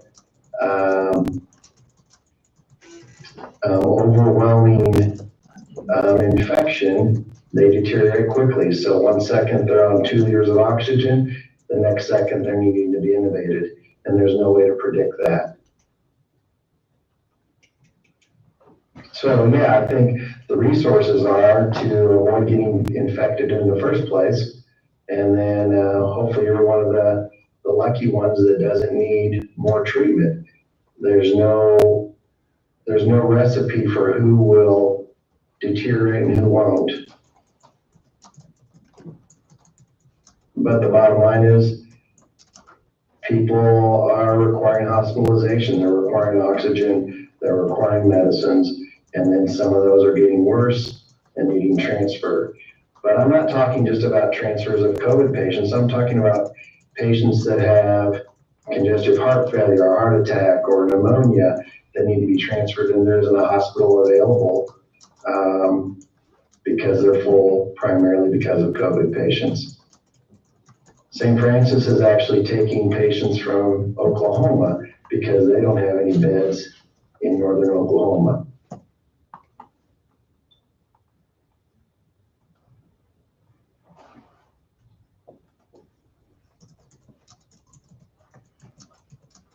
Dr. Phil, the last number that was, I see that.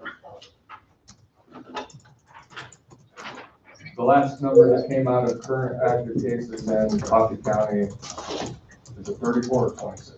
Well, that was, 34, and then now it's 24. Yeah. We've got 10 since last week. We've got 10. So with those numbers in mind, does that change your recommendation any, Dr. Shell? No, it doesn't. Yeah, we have, I think 5 or 6 positive COVID patients in the hospital now. We transferred, I think 1 out last night. So no, it doesn't change. And not all of those would be Coffee County residents, by the way. The comment was just made, in case you didn't hear it, Dr. Shell, that not all of the patients were Coffee County residents. That are in the hospital? Correct. Yes. Oh, okay. So, I think that if the whole state doesn't do their part, and that's why I think we need to follow this, that's like trying to keep your pool clean by just having sectioning it off for those that can urinate in the pool and those that can't. It just clouds the water no matter what you do. So I don't think if our state is 100% on board, I don't think we solve this issue. And so I'm not going to defer from that.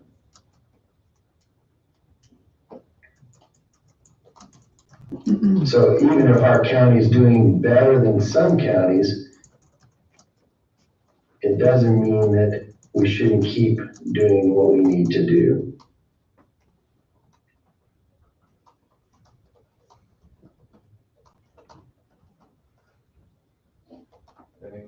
Any other questions? Any?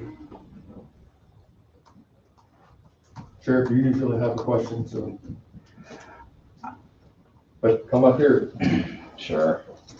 I guess I'm as much about people's rights and choices, but I guess I've had a number of discussions with different people, and I think this is just not about the virus itself and the recovery rate. It's about the ability for hospitals and the frontline workers to give care to not just COVID people, but to others, that need medical treatment. And I know the frontline workers are tired and they need a break, and they need to be able to stay on top of it. And I guess for me, I decided to wear a mask to do it for the frontline workers that are dealing with it every day. And it does work, or we wouldn't be having first responders put masks on and PPE when we go to houses that are positive COVID-19. So to do nothing, in my mind, is not acceptable. And I've heard the seatbelt analogy a lot. Just because people aren't going to wear seatbelts doesn't mean that I quit enforcing the law. Doesn't mean I write everybody a ticket for not wearing their seatbelt. Doesn't mean I stop everybody for not wearing their seatbelt. But for those that deserve it, or earn it, or talk themselves into it, they get held accountable. But we also do education and positive enforcement.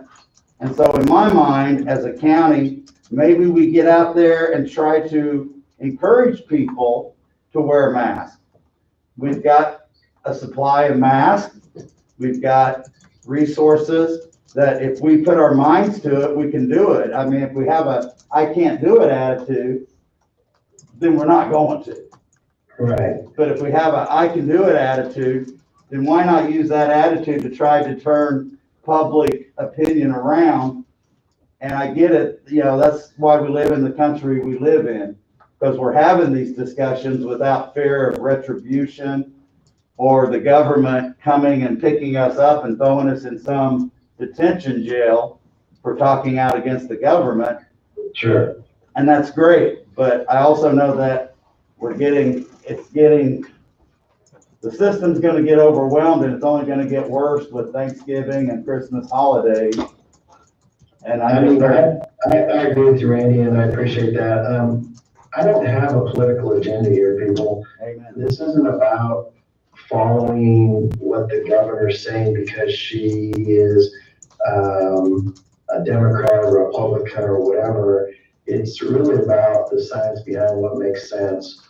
And I think that makes sense. We're not closing the county. We haven't done anything to jeopardize people in that regard. We're just simply asking them to wear a mask. And I don't think that that's a huge undertaking. But if you want to talk political, I think we've proven that people don't make good and right decisions all the time. And if we were having this discussion back in the 60s when they were trying to eradicate smallpox, we would still have smallpox running rampant throughout the world. So that's where I stand with it. If the government has to step in once in a while to ensure that we do the right things for the majority of people, then maybe that's what it needs to do. But I'm not pro-government. I'm definitely against government involvement in a lot of things, but I think this makes sense for healthcare, and it makes sense for people. So I don't want to wear a mask. Nobody wants to wear a mask. But hopefully Rosie at Casey's doesn't get COVID from me because I didn't wear a mask. I keep using Casey's, I don't go there that often, but I think those people are important to me. I know I mentioned I have 4 family members in front line from hospitals or clinics, and they won't tell me or tell our family, any names or anything. But some of the things that they are seeing coming out of Newman's or coming out of Stormont Vale are not a very pretty situation for the family. If wearing masks would even save one life, or even saving 15 or 20 from being active. I can give you a number of horror stories. Because of problems that occurred because somebody contracted the illness. One case, a daughter didn't want anybody to wear masks at her wedding. Her own father got COVID from the wedding and died. I mean, I'm not making that stuff up. But nobody had died from wearing a mask. So, when it hits you personally, when it's your mother or your father that's affected, then maybe it'll finally wake some people up. But I choose not to wait that long. I don't think it's a gamble that I have the luxury of doing.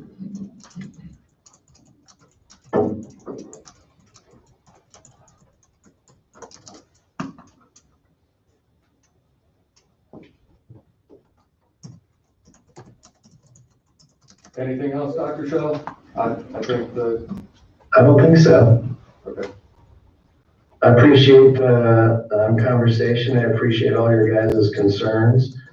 I think you are keeping all citizens in mind and trying to sort this out, and I think that's great. My professional opinion is that this is a step that can help protect our public, and that's why I've recommended we follow the governor's order. I have no agenda other than that. So thank you. Thank you. Thank you. Thank you, Dr. Shell.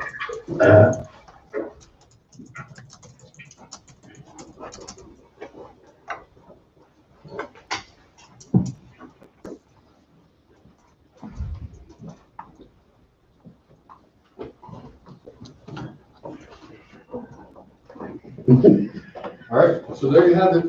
That's comparing, contrast, and you guys get to make that decision. Like I said, I don't have anything prepared in advance because I didn't want to be the impression that any decision had already been made, but that's not my role. But if after the discussion that you're gonna have, or that you've had already, the comments by Dr. Shell, you know what direction you want to go. I'm just here for you to tell me what to do, and if you want to wait and make that decision a little bit later, that's fine. We're meeting Wednesday. Could we wait till then? Difficult to get in the paper, be the worst of it. I think I've made my point. I think, right now and I understand, we won't know any more in 2 days than we know. Right, exactly. The paper goes out today, Mark just said, so. I think we probably need to make that call today. So I guess what I'd say is we'll put it to vote. I think, I want to clarify, we have the option, if we would go the way that I think we should go, we can always change it. If things come up and show that, is that correct, Wade? You can, but if you're gonna make a decision to opt out, you're gonna have to sit and carefully consider and turn the page I don't know what page it is in the materials, but it's dealing with subsection 8 of House Bill 2016. It deals with what findings have to be made if you're gonna opt out. So there's those three findings that have to be made and included in any order. So finding number one, the board has consulted with the local health officer or other local health officials regarding the governor's executive order.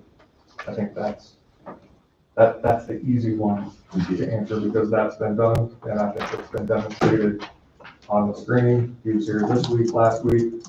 2, following such consultation, implementation of the full scope of the provisions in the governor's executive order are not necessary to protect the public health and safety of the county. So is that a finding that you're wanting to and willing to make in this order?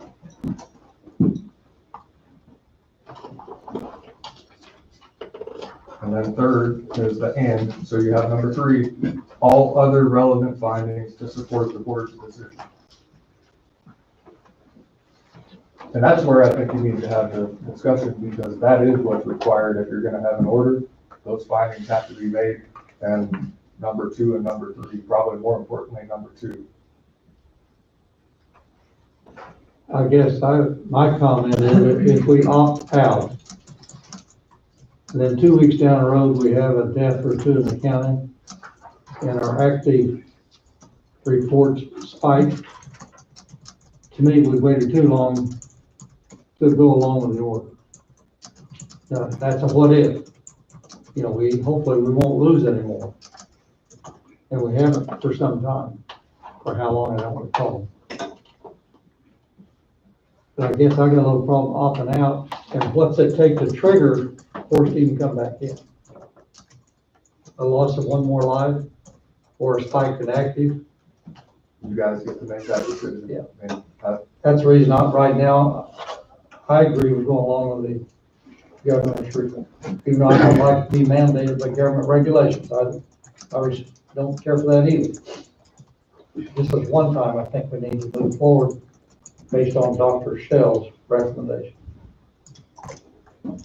and Lindsay, you want to say something? I was going to offer, perhaps there's also a 3rd solution that we have not considered, because right now it sounds like Dr. Shell wants to follow the governor's order exactly.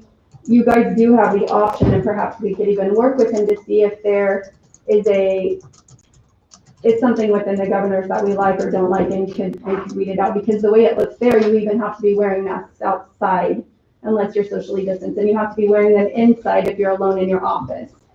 So perhaps there are some things Coffee County could change within that if we don't want to follow the governor's exactly. And so that's just something to think about. You guys can decide whatever you want to decide. Just know that resources are at stake here as well. So that's another piece of this to consider. So if a mandate is something that is ordered by you guys, then we really need to designate who the contact person is and who is responsible for getting out that message.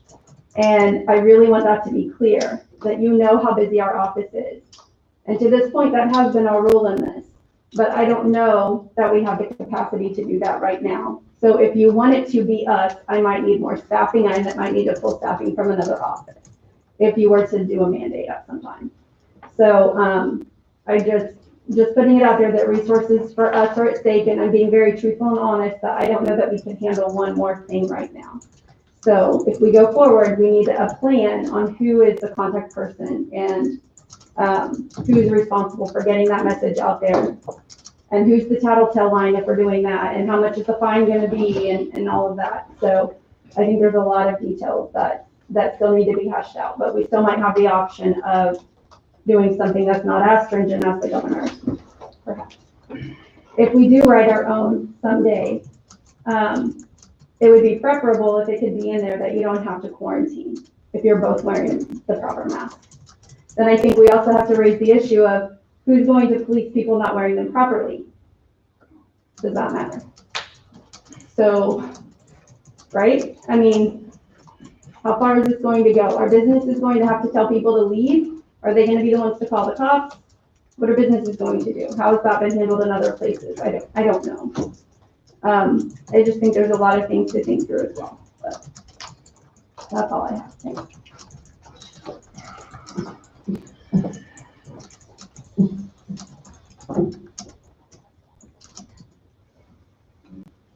I go back to the law. That's what you guys have me here for.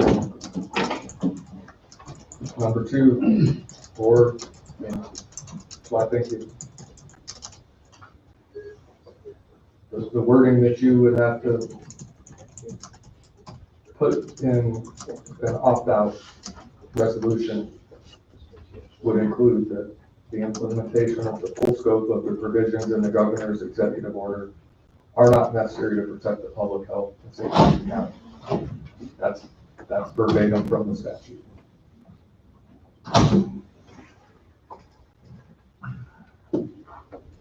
Rock in a hard place.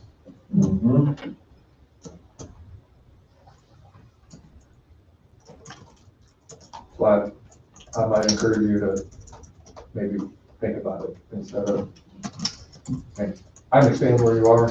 I understand I probably had more conversations about the mask issue in the last week than I've ever talked about a mask in my entire life. And why does the government need to tell me whether I should wear a mask or not? Which is, the government is infringing upon a personal right that I should have the choice to make. And they're not gonna do that. And then the medical advice from someone who's been your local health officer for a long time, saying he thinks it should happen, and he talks about the medical reasons why. I get it. I don't want to be involved in enforcement. Lindsay's right. Enforcement is a potential landmine of controversy, a landmine of what would probably be constitutional challenges. It would inundate the court system. It might not be as bad as what it could have been, because originally a violation of the governor's order was a Class A misdemeanor, which is punishable by up to a year in jail and a fine. And now it's only a civil infraction. But even if Dr. Shell issued a local order, the penalty is still a civil infraction, punishable by a minimum fine of $25 up to a maximum fine of $100. Still the same controversy, because I should be given the choice whether to wear a mask or not. I get it. So it's a no-win situation either way, because there's pros and cons on both sides. And to go with the order, I guess I'm willing to pony up what resources I have in an effort to try to do what we need to do. If it's put a flyer together on what Dr. Shell said and the explanation, encouraging people, and when the deputies are on patrol, we'll take them around and put them on the businesses and leave the flyers. Will it change people's mind? Some people it won't, but I'll do what I can do to help, I guess is what I'm trying to say. And I'm all for that, trying to encourage the people. I'm all for what we decided last week is to, let's tell the people, this is what we're recommending, and I'm all for that. But I am not for forcing more government on people. Here's the other part that I probably should have focused a little bit more on. As the county attorney, obviously we went over some of the statutes that deal with enforcement. There's a reference to it in the governor's order. There's a reference to it in statute. My plan is to not, if an order were to go in place, whether it be a local health order or an executive order, and it has the full force and effect of the law, the magic word that gives me as the county attorney the ability to handled the cases how I see fit is the word discretion. Discretion is what officers use out in the field, whether they want to issue somebody a warning or a ticket. And I use discretion all the time in how I handle each and every case that comes through the Coffee County Attorney's Office. I've done that throughout my entire career. So is that the best use of Coffee County's resources to have your county attorney enforcing a mask mandate, whether it be a local order or a governor's order? Absolutely not. Well, that's what I've heard more than once by people, is that you put in a mandate and all at once, law enforcement's running around writing tickets right and left. I mean, but it has to go through your prosecutor before it ends up. I agree with that, but I mean, it does turn into a mandate. Can there be some sort of leniency, like 3 warnings or immediate tickets and this and that and the other? I don't think the idea would be, back in March when the stay-at-home order went into effect, there was a warning sheet that was put together, because warnings are more appropriate in this situation than issuing a ticket and ending up in court and multiple warnings. I mean, this is a situation where people get pulled over. They come into my office all the time because they don't think they should have to wear a seatbelt. I get that. I mean, some people think that is a God-given right, whether they should wear a seatbelt or not. And I've had full tickets not wearing a seatbelt. But there's also some discretion that can go in that. If something comes through on a mask mandate,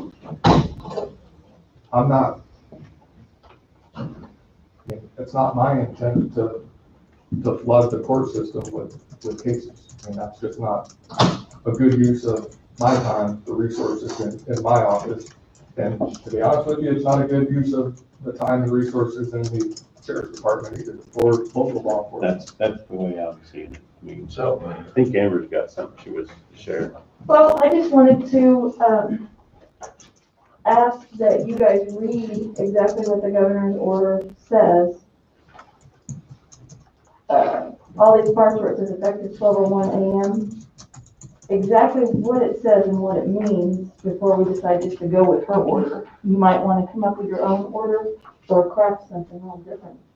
This order says that effective 12:01 on Wednesday, every person shall wear a face covering while waiting for or riding public transportation. Waiting for, by yourself. So someone sitting there on a bench waiting for public transportation is in violation if they don't have a mask on. The other one is kind of what Lindsay said, that every one of us in this courthouse, pretty much everybody, works in an office where members of the public can be present at any time.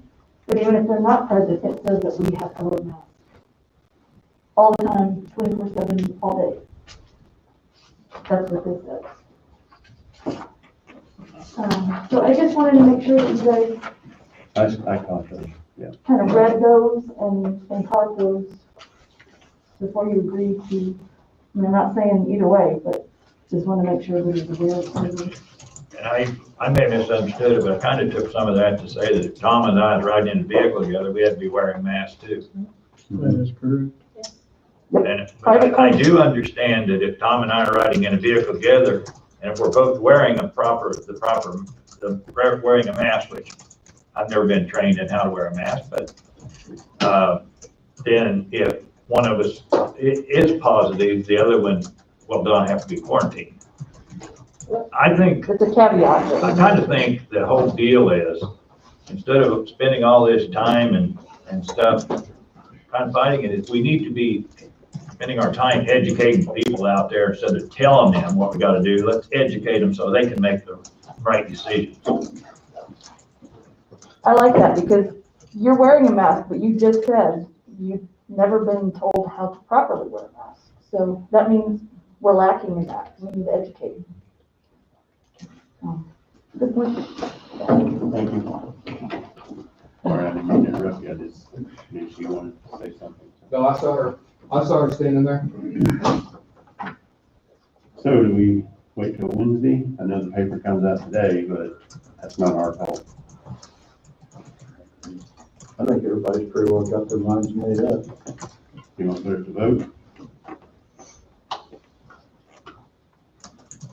So, You know, we can sit here and talk about this for another 2 hours and all Yeah, you that, can. put it in, than what we are. We've done that on some other subjects the last 3-4 years. so I guess, Mr. Chairman, I'm gonna put this off dead center. I'm gonna move that we adopt the governor's order. I don't know how it needs to be written up. And follow Dr. Shell's recommendation I'll second. and what it takes for that to be written up. Wait, I don't know. so far, Don has moved and Brett has seconded. All in favor, say aye. Aye. All opposed, Aye. same sign. Aye.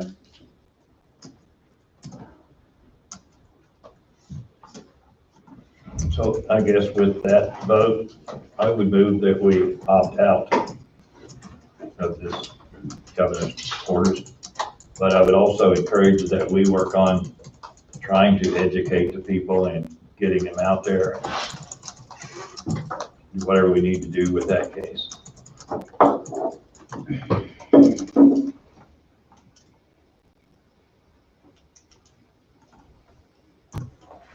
Sorry, my mind's still digesting some of this, so.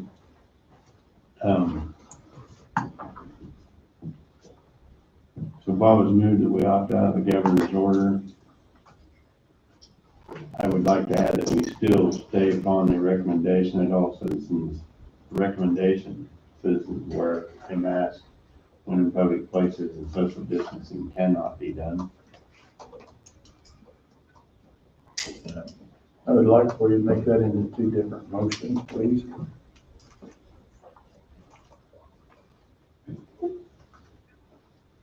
Okay. So we have a motion, Bob made a motion to opt out of the governor's order. Need a second. All second? All in favor, say aye. Aye. All opposed? Aye. The next motion would be to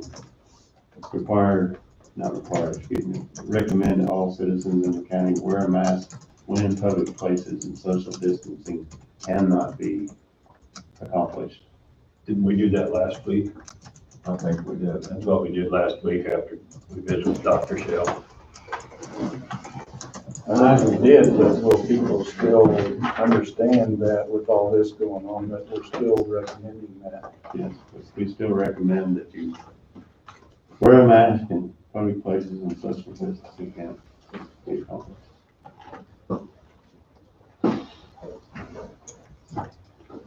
So an order is gonna have to be put together. I don't have it in front of me right now. I'm using that same language I used before because what I'm hearing, and you need to correct me if I'm wrong, under subsection H, which I've talked about ad nauseum at this point.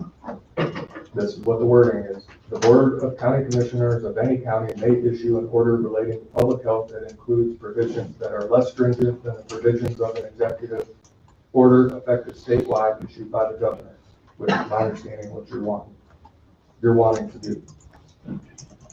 Any Board of County Commissioners issuing such an order must make the following findings and include such findings in the order. So that, the same thing I talked about earlier is gonna have to be in that order. What it's gonna look like as less stringent.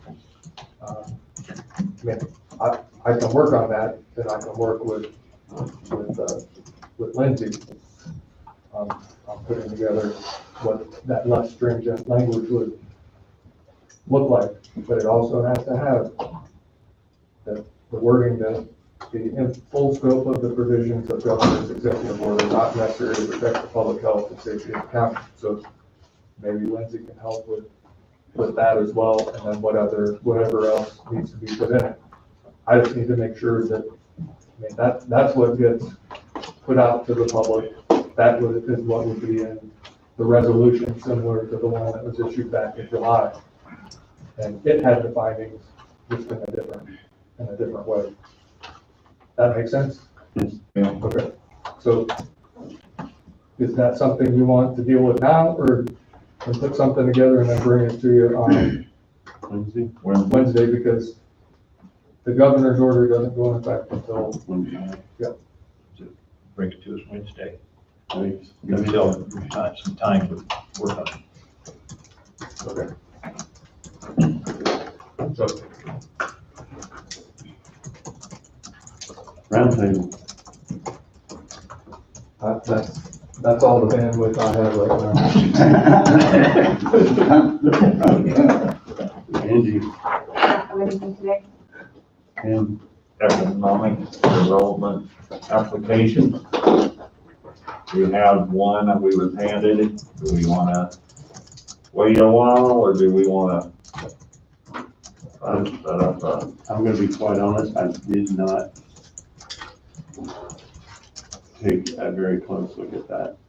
I will do so though. I apologize for that. I mean, I did receive it. Okay, been busy. Yeah, several other things, so that's where I stand. I don't know anybody else looks it over. I've looked it over, so we're gonna take a fresh look. You need to ask a candidate to come in and talk. But whatever the rest of the commission wants to do. I still think the economic development is a very, very important part, not to take anything away from what Rhonda's doing for us. But, you take the city of Iowa, they just opened up a new, Peerless just went in down there with another 100 new employees. Humboldt just opened up a new deal with 70 or 80 new employees. Whether there are opportunities out there that we have lost because we didn't have somebody being aggressive, that's a what if, I have no idea. We have no idea, but we've got, and you never know when you hire somebody in economic development where there'll be any fruit anything good coming from it, or there's no way to know. I agree, maybe not track that company that does 100 to 200 employees or 50.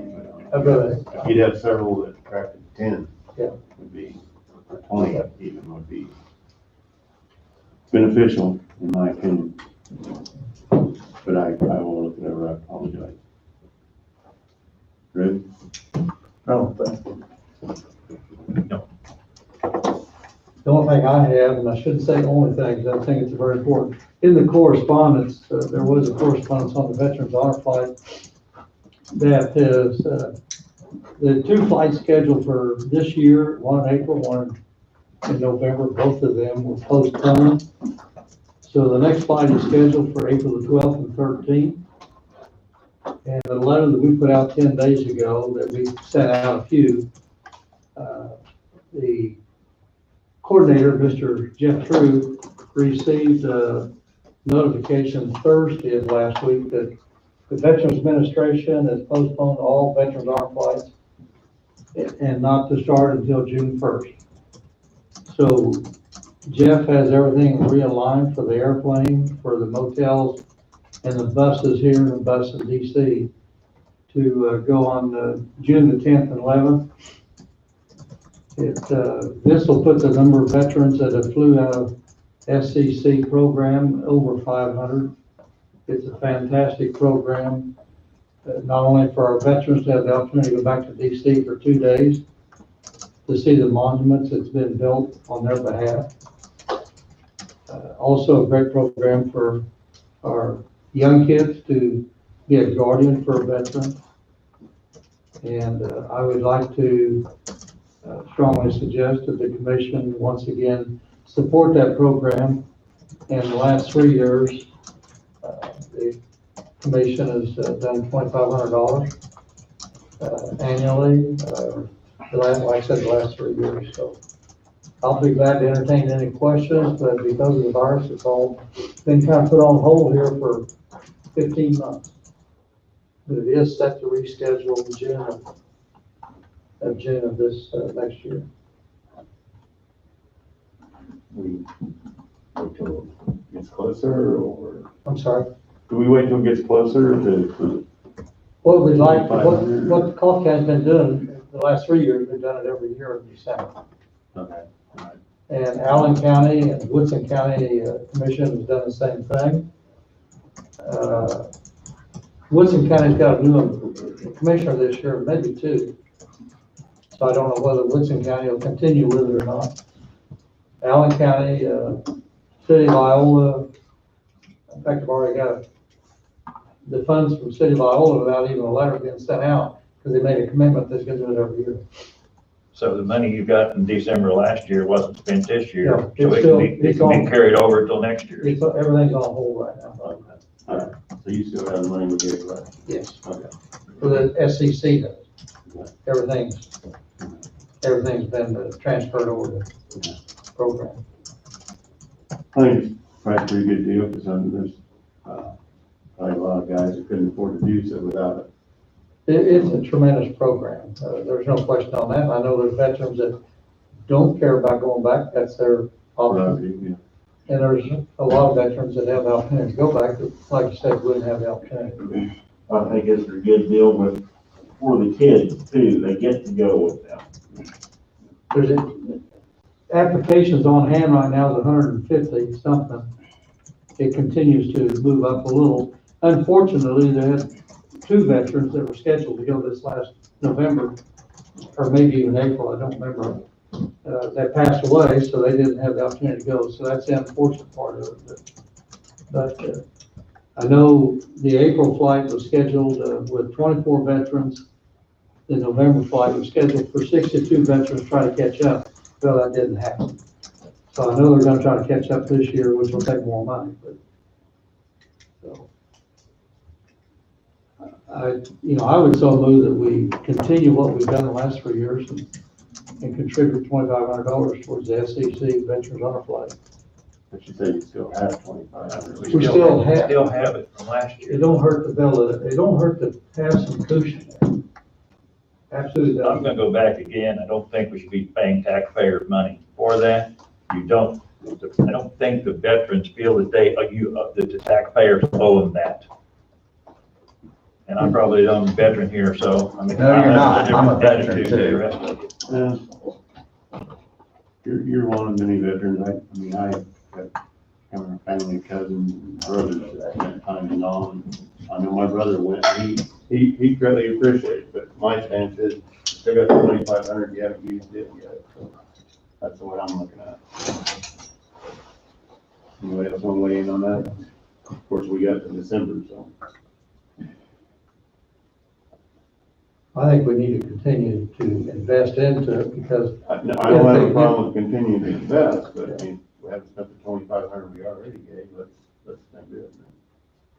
Let's see. But you don't want to get it down to where you can't have a flight because you don't have the funds in place. I agree. Anybody else on that subject? I think it's a good deal. Yeah, no, I agree. Anything else, Don? I don't know. For me, has to do with the emergency management director position. I need to apologize to the public. Like when we went to executive session last week, I came out and said no action was taken when actually there was. We narrowed it down to 4 applicants. Each one of us expressed our thoughts on our favorites, or picks, I should say. And it was also suggested that maybe the majority already decided who that individual would be, that would be a waste of time to go any further. So for me, my pick will remain the same, and no amount of interviews or applicants, whatever extra applicants, can change my mind at all. So I'm gonna stick with my pick I made, and to sit in on an interview would almost be a waste of my time. So I'll let you 4 decide. I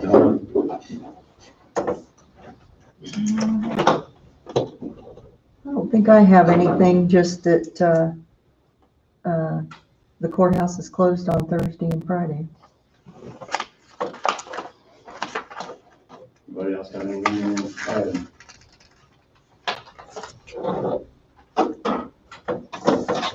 being said, we will adjourn at 1:17. Recess, I'm sorry, we got a recess because we're coming back in at 9 a.m. Wednesday morning. Thank you.